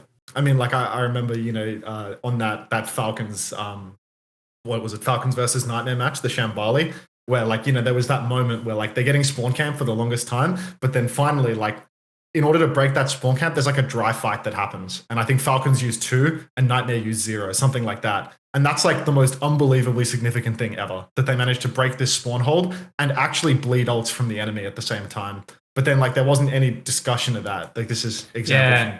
Yeah. There was one where it was Fielder would beam in and they would use Reaper ult, and Nightmare won the team fight without using an ult. And it's so important to the meta because this next fight to cap, it's genuinely unlosable if you have the beam advantage. And there was just, the casters didn't even catch that the beam went out. There was no recognition. They just said, oh, that was a nice team fight from Nightmare. And it's and then what I did in the video was I went to X and Max's stream, and they're saying, oh, this is fucked. They cannot lose with beam. This is so bad. Explaining how this fight is going to fuck them. And then they say, well, the only way Falcons can win is they need a crazy TP player. They need this. And then, Jules and Necker on the main cast are just talking, I don't know, about fucking cardiac overdrives or something, And it's just, I don't know, it's just, I just refuse, no offense, I just refuse to believe we can't do better. And I just refuse, the tone of just not explaining the game even remotely in terms of the ult economy, or just ult economy isn't complicated. It's just fucking counting ticks at the top of the screen. I made a living out of doing it, but it's we use more ticks than them. That's bad, guys. Which number's Don't use bigger? The ticks. That's all it is, And while the casters maybe aren't able to break down why the neutral worked, why the Echo duel went a certain way, at least stuff like a team using 2 ults for 0 and losing, I don't know, man. Yeah. That's what I think. You watch any of the casters tree, or do you just kind of roam around the arena? Listen to the co-stream for 3 seconds. I think to drop some sort of bait. Okay, I think Reinforced and Uber, they're kind of have somewhat of an idea of what's going on. I think everyone else is absolutely out of their fucking minds though, from the little bit that I see. I think Reinforced, at least he shouts loud and makes it look cool, and that is actually entertaining in my opinion. But yeah, I think the rest of them definitely don't know what's going on. That's why I think they need to watch scrims. Honestly, I think that would help a lot. I know Reinforce watched a good amount of our scrims, even in stage 3 and 4, but also for Stockholm.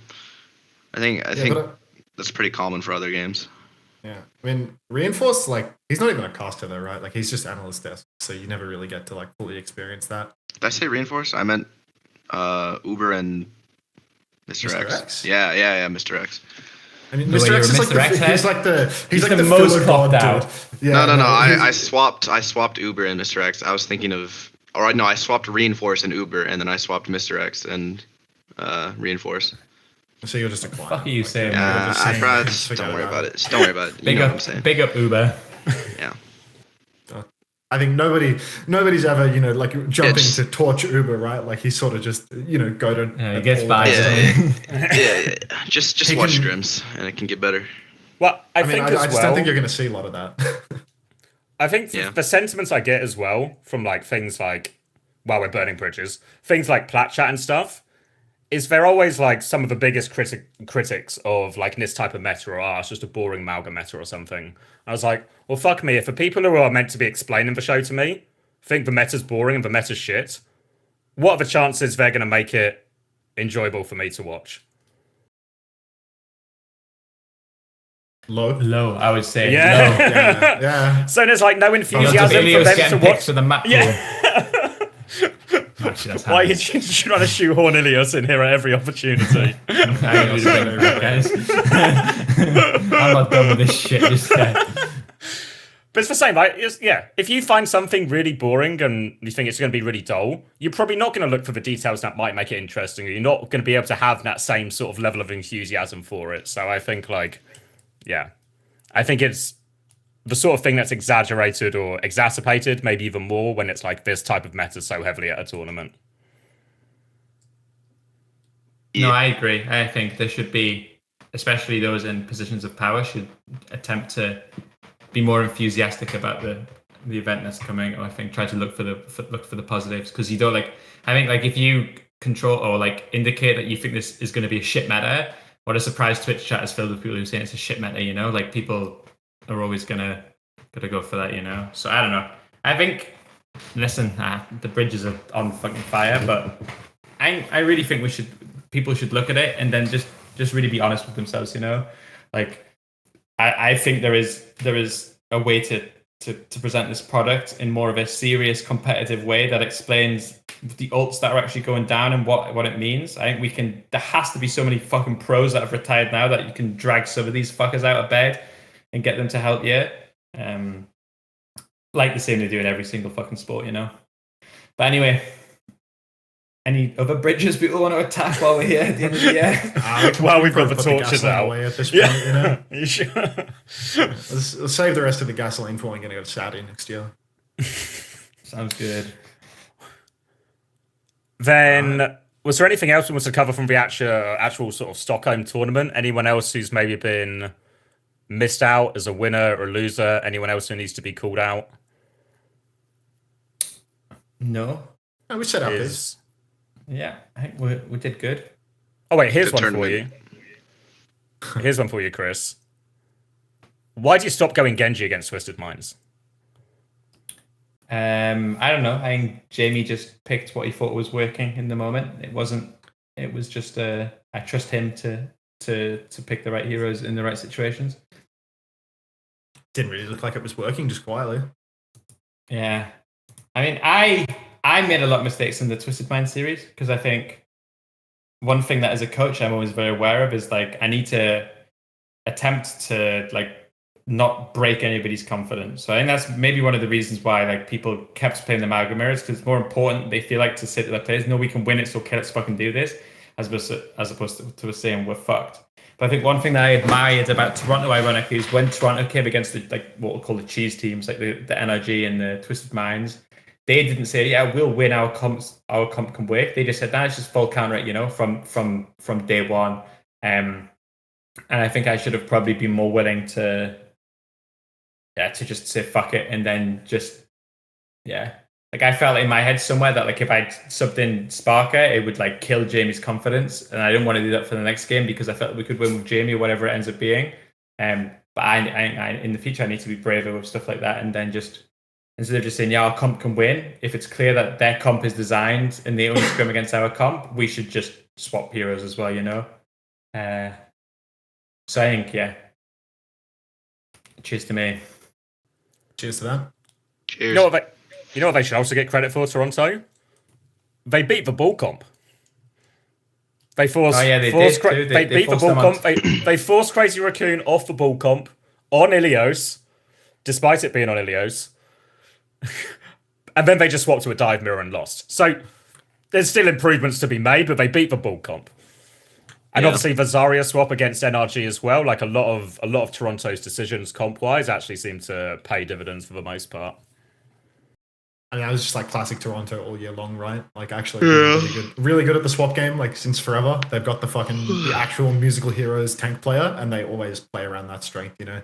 Even if they're occasionally spending like a week just fucking grinding Tracer Echo with Merit on Tracer, or something like that. You know, for the most part, they actually play the swap game like absurdly well compared to pretty much every other team. They're like really used to playing to the depth of their roster. I was still fucking like complete disbelief that they were able to beat Crazy Raccoon on Ilios though. Like no amount of pressing the H key should be able to get them over the line with that one, dude. That team was so untouchable on Ilios, and they fucking. Well, unfortunately, they pressed H too much. Yeah, they were on the right heroes, but then they kept pressing H until they ended up in a dive mirror against Crazy Raccoon, and then it all fell apart. Ah, well. It can happen. That's coaching document theory. CDT. I don't think you were there, Chris, but me, Hunter, and Cass, we were talking in the hotel bar, and Cass was saying, as he was walking around the event, everyone just coming up to him, asking if knows with the coaching documents, asking if they can have the coaching documents. No, that's true. The EU LAN had so many more uncoachable heads in the NA one. I think our audience must skew EU. My favorite thing about LAN is when you're talking to someone from the scene or a fan or whatever, and what you do is you first communicate with them and you're very like PC, you know, and then there's a moment when you realize, he's a sound bastard, this guy, and then all of a sudden the jokes start to crack and you realize he's one of the good guys, you know, and I fucking loved some of those interactions with fans where you just like, you're talking and then they make a joke and oh yeah, actually we can say whatever the fuck we want to each other because you're up for a laugh. So I think actually the Stockholm crowd or whatever was really sound. Well, for you, it seemed like that inflection point was around about 7 pints deep was where you really cracked and broke bad. Was my feeling. I'm not sure if I experienced this same discovery of someone being sound, but I definitely noticed that inflection point for you around the. You don't remember when we were at the toilets? Yes, in the of course pub I remember. Of course I remember. Chris. What happened at the toilets? Just boy stuff. Don't worry about it. Just some of the boys were being boys, and it was just sound. Sword fighting. Oh, okay. Wait, no. I think it's come back to me. Yeah. Podcast friendly is my understanding of those events. Yeah, that's my understanding. No rules are broken. No comment. All right, since we're all finished commenting on that, probably time to talk about the announcement. We're planning to do another episode where we can go into more detail. But we can maybe hit on it because obviously I was pretty surprised. Now we even got an announcement in terms of this level of detail. I was kind of expecting the most we would get would be like a fucking Marvel Avengers style OWCS will be back next year at best. But we actually got like a pretty full breakdown and lots of exciting announcements, maybe of which all of them, the headline one, is the partnership teams are back. Yeah, this maybe was the first off season I've had in about 6 years where people came out more optimistic than the season before. I think there's this partnership program is really good. I think I can't say too much because I'm obviously there's certain bridges that I'm trying to remain intact. Like with the casters, it is what it is. But with future employers, I'm really trying to keep that one pristine. But one thing that's really important to know is a lot of the investment that was made by a lot of orgs this year, not all orgs, by a lot of orgs, was because they were in the EWC club program. And what the EWC club program did was the EWC gave teams a shit ton of money and said, go sign new teams and new esports and bring them to the EWC. So I'm fairly sure a lot of SSG money or what they paid us was EWC money. My understanding is EWC will be back. I don't know if it'll be back for Overwatch, but that club program where EWC quite literally just fucking give hundreds of thousands of dollars to teams, that no longer exists. So what that would mean is a lot of orgs that did invest would no longer invest. But it seems like this now Overwatch partnership program is enough of an incentive that at least it seems like actually a lot of teams are sniffing around Overwatch. And it actually seems to be in a surprisingly optimistic position, given that basically all of the funding that teams had last year is gone, and we still have maybe even more orgs than last year. Yeah, I think it's good, but I think also just the bar was so low this year, it was hard for it to it was hard for it to get worse or like even stay the same. Because I think like the partnership stuff and like in-game revenue for teams, it's like kind of bare minimum in esports at this point. But yeah, I mean, it's definitely still good, but time will tell. I think there's like lots of optimism around all of the different orgs that are nosing around in Overwatch, right? But still remains to be seen whether or not that actually is going to make a meaningful difference to people, Like outside of the top 3 or outside of the partner program, like are any orgs actually going to really get involved? And how much are people actually going to get paid by these orgs? Because we're really like right now where we're at, it's the stage where people or the orgs still don't know what they're actually going to get back from being in the partner program. I think the financials of the whole situation are still a little bit up in the air because there's too much unconfirmed. And like anyone that wants to make a move right this second, sign a roster, it's like they're going in blind. They're basically throwing money on the table without ever knowing what it's all going to return for them. So it's a bit too early to say. But it's exciting to hear the big names get involved. But I mean, I remember that this happened, like not to try and curb everyone's optimism too much because it could be good. But I remember like the start of last year, like I remember Luminosity got back involved, like they signed Maryville at the time, and everyone was like, "This is so good, dude. The game is so back." And it's like Luminosity was like paying all the players like literally like a couple of $100 a month for like nothing in exchange, like just a full blown like Kappa contract. Like you could probably just like message some random guy in ranked and get paid the same from him, like that's the level that the org was providing. So it doesn't really matter like how many Twitter followers some of these big organizations have, because they could just as easily offer people fuck all, and that's people don't really know where it's at yet. However, I will say it does seem at least 3 teams for each region are going to be paid. Like the bare minimum, that seems to be what we'll get, which I think is more than we were guaranteed. Like I was really unsure if I was going to get paid like last year, and thankfully with a top 7 finish, I should be secured for another year. There's 9 spots. There's 9 spots. Top 7 will get you one of those. Oh, are there 9 spots now? There's definitely not 9 spots. It says up to 9. It says 9. Yeah, it is. It's 3 in each region. I think that's what it said. I thought it was 3-3-2. Am I tripping? It's so. No, I think it's 9. So there's like there's some conflation between like chatter and what's on the announcement. So what's on the announcement is it says up to 9 partnership spots between the 3 regions. I'm pretty sure I've heard like pretty commonly referred to as it's going to be like a 3-3-3 split, like an even split across all of them. So that would be my expectations. And I think like up to 9 is probably just like them playing it safe so they can like if they don't get enough applications, but I think they'll probably be okay for applications, in terms of who's interested. So it's 9 guaranteed at least, or like 9 should be. I'm pretty confident they can hit that number. Sure. We're so back. We are actually. We actually are unironically back. You know what is also really good, maybe particularly for the co-streamers amongst us, is that it starts in January as well. None of this Overwatch League off-season, none of this, because I'm pretty sure at least all of the Western teams, maybe the Korean teams as well, everyone's contract either ended in November or December, which if we were looking at like a normal start time of April or something, that's a long time. That's like a third of the year where you won't get any money, or teams would be really reluctant to like sign people on full salary. Whereas now, start right in January, most people, it's going to be like, if you go from paid team to paid team, you're going to have maybe December where you don't have like a salary, or maybe even only part of December, depending on when signings and stuff go through. And then so really I agree. I mean, this is actually such a nice change too, because it also means that if you're going to be paying players for 10 months, you might as well sign them for 12 so they don't leave you in the off season, Like now they actually have an incentive to just keep you actually pay players and teams year round like we used to get in Overwatch League most of the time. So I agree. I think the fact that like off season's already halfway done and things are starting to move, it's lucky fucking nice. Yeah. And it seems like 10 months, it's only going to be a 2-month off season next year as well, Like that seems to be, I mean, the format probably fucking changes massively next year anyway, as it always does, but at least as it is right now, it's actually, I think this new format looks really, really, really positive. Yeah, the off seasons. There's been weird recently. Like, it's just been filled in with like these random tournaments, like flash ops, or like no one really cares enough, but like people are still gonna play them, and it's just like nothing else to do type thing. Yeah, it's just like kind of throwaway, but yeah.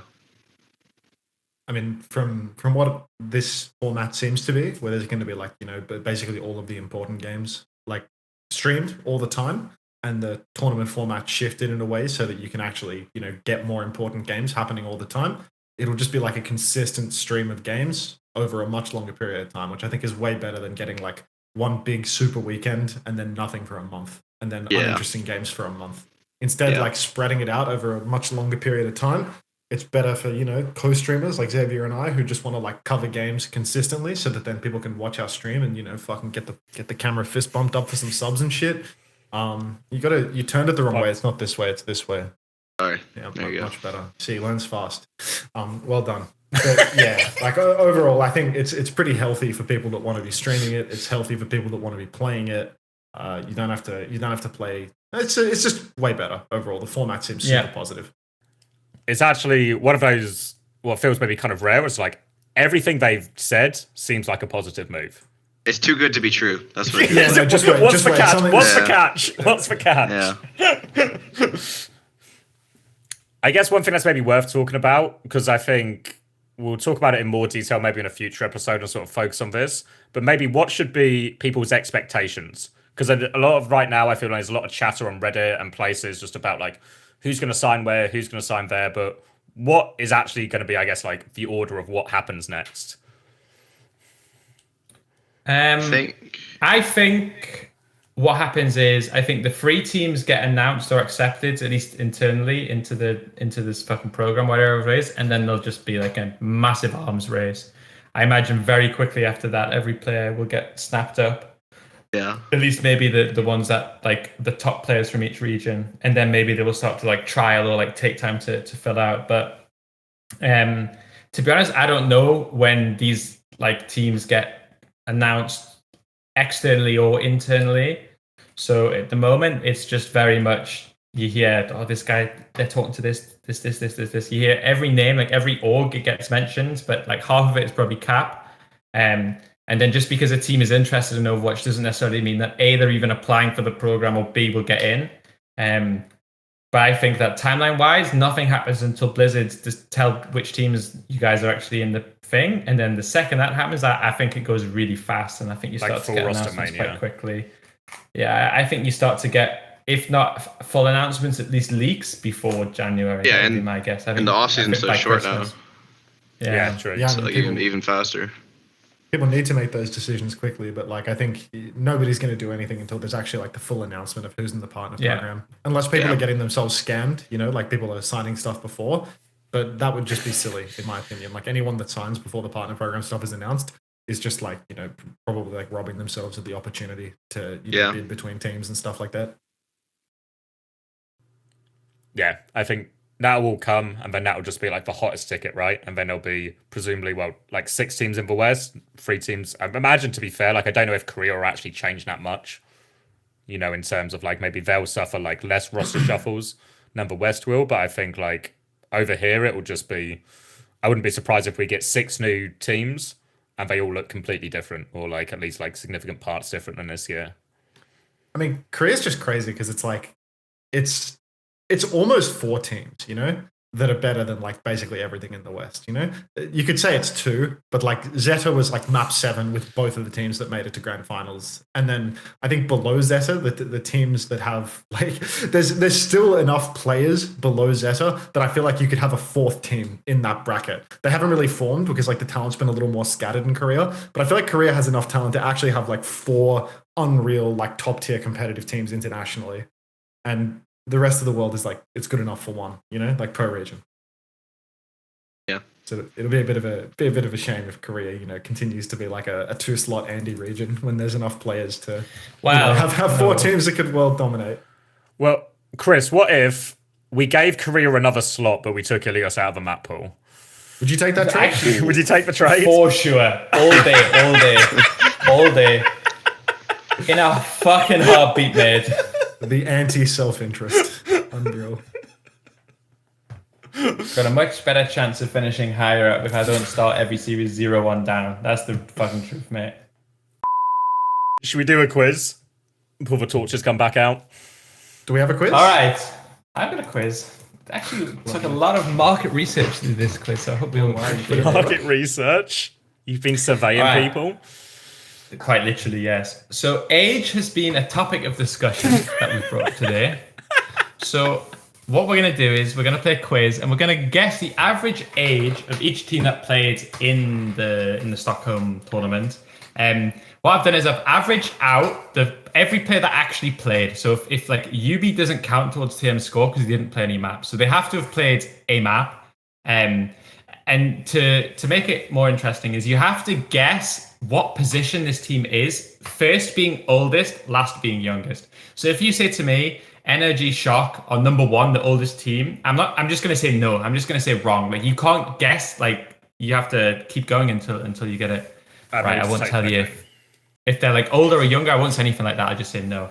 Okay. So are we not guessing the age then? We just need to guess their position? No, you don't have to guess the age. You just have to guess where they are in the league table. Okay. Yeah. Gotcha. Can I look at these rosters on Wikipedia? I won't look at their age, but can I just look at the rosters? No. There's that cheating. There's No, no way I you don't don't know think the so. rosters here. That's That's fair. Yeah. That's fair. Okay. Tree, as you're our guest, you can go first. All right. So I'm gonna say, I think Ents is definitely up there. I feel like they have to be like they have to be top 3 for sure, but I don't know if they're actually number 1. Who are the U teams? Oh yeah, it's you guys and Twisted. I'm gonna say Ents number 1. Okay, that's correct. Yeah, Ents the oldest team at the tournament, average age of 23.8, which if you think Can you about say that it, number again? Because Discord dropped, so I was just like robbed of the number. 23.8. Yeah, no wonder they came in. Average of 24. That's like that's fucked up, you know. Yeah. I think youngest. No, not you, mate, not you. Oh, we go one at a Six. time? Yeah. Cheers. Max next. Cheers.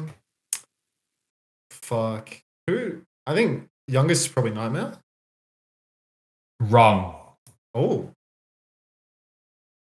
Then I think. You think? we're literally in charge of this. No, Well, I'll the explain Quizmaster. later, mate. I'll explain later. All right. I mean, Ollie's fucking old. Like, Yeah, so then I feel like the youngest team then, so 8th, right? 8th is youngest. Yeah. Then, wait. Is the youngest Twisted Minds? No. Fuck. Is it back to me? yeah, you're on. It's again. back to you. I think it's us, no? I mean, it must be, Correct. right? Yeah, shocker.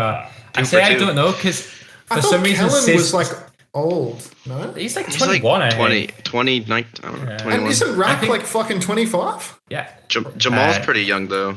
Yeah. So the only thing is, Scissors, he doesn't have his age online. So I just guessed he was 18. But I don't actually know how old he is. I think he's He's older either- than that. He's 19 or 18. I'm not sure. Oh well. Let me check. How close were the averages between the Does two it- teams? Yeah, very close. So if he was 'Cause one, I think Scissors is one over. Well, I refuse to in my refuse to quiz, believe the I margin. had him as 18. Okay, so they're the youngest. All right, I just asked him. I'll let you yeah. know. We're gonna adjust this result. I refuse to believe that my ageism senses were wrong here. You know, like I was so on I mean, the you fence about this yeah. one. Unreal. You're good when it Fucking comes Yeah, to you would know. age. Protecting know, children, you're number 1. Eyes on the prize. Yeah. Okay. I feel like it's got to be one of these like middle sleeper picks, you know, like especially because you're saying like the people that played made it older. It's like Falcons is just going to be like brain dead old because they had 2 fucking cancer ancient tanks and Happy made a cameo. Yeah. Okay. So like, I feel like Falcons is like low key, Yeah. like second oldest, No. third oldest. It would have been then. Shame. Wait, who else would be the oldest then? You can Fucking guess what anyway. was You it? don't have to guess like 2. You Yeah, can but guess I 4. feel like when like okay. Max is like ruling people out, and that should in theory make my guess easier. So I guess actually maybe the easiest one is just to go Falcons third. Correct. So Thanks, Max. Falcons had an average age of 22.2. I think Stalker, Proper, Chio are. I think they're on the younger side, but yeah, I think obviously. I mean, I think Hanbin was only 22, so Hanbin isn't like. Oh really? He's not like an Ents player yet because he must have came into the league when he was 18. Just, I don't know. I always had that guy pegged as like 25. What the fuck? I don't think he's anywhere near that age yet. I think number 2 has to be SSG or Raccoons for sure. But see, then Max just like randomly just gets subbed in for a map and just lowers it a bunch. But like Lip has been in the league for how long? Like that guy's been in the league for like since like season 3 or something. Same with like Shu. Churlong. I feel like SSG is number 2. Yeah, also correct. SSG. 3 for 3. Yeah, I mean, you're definitely winning this quiz. You've got this one on lock. Yeah, then. SSG 22.6. So a full year and a bit younger than the average ENTS player, but still older than the rest. Yeah. Damn, So yeah. all we have left is Raccoon and 4, Twisted, 5, 6, 7. And We have then, Raccoon, Twisted, in Toronto. And Yeah, Nightmare. Well, And Nightmare. Oh, Toronto's a weird one.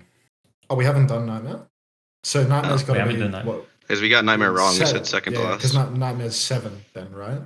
Yeah, that's right. Nightmare 7th or potentially 8th, depending. And Nightmare's average is 19. I mean, it's like, am I gonna get 2 points when it turns out that Scissors is 19 and I was right with my first? Okay, guess? he- Almost he- certainly not. He Almost is certainly 19. not. I just got He is confirmation. 19. He is Okay, 19. Fucking fraud yeah. Quizmaster, dude. Like, I mean, yeah, unbelievable. you've been doing this for 30 episodes, mate. The quiz is never accurate, okay? Yeah, unfortunately, a more accurate phrasing of a quiz is the team's average age based on how old Chris thinks they are. Yeah, I mean, I wasn't going to reach out to him for the quiz, you know, so if, I would have if enjoyed Wikipedia doesn't have it, Your first message to Scissors is just, "Hey How old are mate, you? how old are how you?" old are you, mate? And he said 19, too old, move on. But yeah, Is still it- Nightmare and Air Shock below average age of 20, so basically a bunch of teenagers. So that's 8th and 7th done now, right? Yeah, so you've got 4, 5, and 6 left. I think 6th has to be. I want to say Twisted Minds. Well, you shouldn't have said that, mate, because that was wrong. I'm going to go with... If 6 isn't Twisted, I feel like it has to be Toronto, right? Because of like Vega and Lenny. That's your shout. So yeah, correct. So Toronto are actually really, really young, even though like their players have been about for a bit. I think their average age was 20.2. Yeah. even Merritt's obviously- fucking- Yeah, Merritt and someone both Yeah. like someone came in the league like season 5 with Merritt. So I think Merritt was old enough for a year prior. He just didn't get in before. Yeah, like I think he's the oldest person on the team. So 6 was So basically, Toronto. So 4 and would 5, be- and you've got Crazy Raccoons and TM. So you got to gamble who's older. I think. I can't double answer, right? But like, if I answer and I guess it wrong, it's over. So I think TM is younger than Crazy Raccoon. Yeah, that's right. So TM is actually quite funny because their average age at this tournament was 20.4, but they had 4 players who were 19 and MCD was MCD? 26. Yeah, and Yeah. when I was running it, I was thinking like, well, Bliss is quite young, right? UB Corpse, Yeah. I know he didn't play, but TD&T quite young as well. Like maybe the whole team's quite young. Fucking MCD. So if it wasn't for MCD, they'd be the youngest team because according to is Courts really only 19? Is that possible? Yes, that is real. Yeah. It's possible. Yeah. So yeah, they're actually a super young team, and then one racist flex support, which means that you've got one team and one spot left. So I think you're good for this one, X. It's Crazy Raccoon then. Yeah, you're exactly right. Yeah. So How's he again, done that? 20, Like, 20.8. So there's it's interesting. There's 3 teams who are above 22 average age, which is Falcons, Ents, and SSG, and then the rest of them are all like a year and a bit younger. You know, it probably the final rankings maybe minus Falcons scaled relatively correlatively with age, but I mean, it's like It's just a Falcons is coincidence. Falcons is like a bait team for it in a sense, though, just because their average actually gets torched by the fact that they have like Smurf and Happy dragging it up so far. Well, you know they're what still they like actually on the did older though? side. They had that system, and then they designed a neutral where the trick was for their tank to immediately. sacrifice. Right? Sacrifice the oldest person immediately, and then win the game. And they recognize the issue. I think what we'll learn from this is that age actually doesn't have any correlation with placements at all. Well, did you win this quiz, Tree? And you're Yeah, the I got youngest? everything right. So Yeah. maybe it does. Yeah, Okay, maybe well true. for this that does. I mean, you low key got Jamal's place wrong, but that's the Didn't change anything. That's right, because this mate, quiz got it right. isn't based in reality. This quiz is based on Chris's fiction. We had to fill in a few blanks, but he's wrong. He looked 18 to me, you know. He did look 18. Hunter said the same thing, but it happens. All right, final segment. Good. All right. Client of the week, then? All There's right. only one nomination in all of our hearts, I fear, unless there's more. Yeah, well, I guess the obvious one to ask about, does anyone have anything from the LAN? Line of the league, Elios. True. Good Ilios, shout. Ilios wasn't a Good shout. client. Don't Ilios encourage was him. strategy. And I think you're right there. But anything from the LAN that anyone has funny stories? Zero. Didn't even have Zero? fun. Didn't even have fun. Hated it. No, it is a bit of a shame, that isn't it? Yeah. It can happen. It seems like it was a bit of a shit trip, really. It was cold as hell, I'm not gonna lie. I mean, that's just. That'd be a listen. Alright, my bad. I miss Put another Sheffield. layer on. Put more layers on. You miss Sheffield, do you? I miss sunny Sheffield. That place was awesome. Ugh. All right. Then the only nominee, unless anyone's got anything else up their sleeve, is probably Meher Atvalan, Coach OC, in relation to hero bans. So they talk a lot about hero bans. Spilo gets involved at a certain point as well. But really, so the crux of it is, you can read the whole thing if you really want, but the crux of it is basically the tweet was kind of anti-hero bans and thinks it lowers the level of play. But then later on, Spilo invited her to like, would you want to hop on a call? We can maybe discuss this debate. It's maybe a content angle, you know? Because maybe Spilo's on the other side of the fence on this issue. At this point, OC declines the offer at the time because they haven't watched Esports World Cup. So there seems to be a break in logic here where you feel confident that if we do hero bans, it will lower the quality of play. But at the same time, you've not watched any of it to verify any of your claims. I mean, they went as far as to kind of double down on it and be like, and I will not be watching it in order to further inform myself on the topic. Like there's one like shining example, a massive international tournament that everybody actually got to full test. Were hero bans good or not? And the conclusion from it was that overwhelmingly hero bans were good. The pros really liked it. The spectators really liked it. It was just a net positive. But, you come out with like a really strong stance that hero bans are bad and that it can't be good. And you will explicitly not consider the only form of evidence that exists because of your opinions on the organizer, essentially. Cheers. I like that, actually. Cheers to that. Cheers to that. So, got to be client of the week, right? Like just not even I can second this possible. because I'm pretty sure OC put us in like coffee baby tier for like the power ring. He's like, we were just like 2 tiers below everyone. Coffee baby tier. Yeah, Oh my god. just out of spite. I mean, it's just I get it, silly though. I to get it. like. Well, but There's the thing nothing is- wrong with not watching EWC, Yeah. right? It's just silly to have a stance that's so strong when the evidence actually Yeah. exists. You just The won't thing is- consider it. So it would be like the equivalent of me tweeting, I really feel like the standard of play has dropped massively in the NHL this year since they've changed some rules. When I've not watched a single game of NHL this year. Like, I'm entitled to my opinion, but it's not based on a lot of evidence or facts, I've not got a lot to back it up. So maybe just sometimes you don't have to tweet.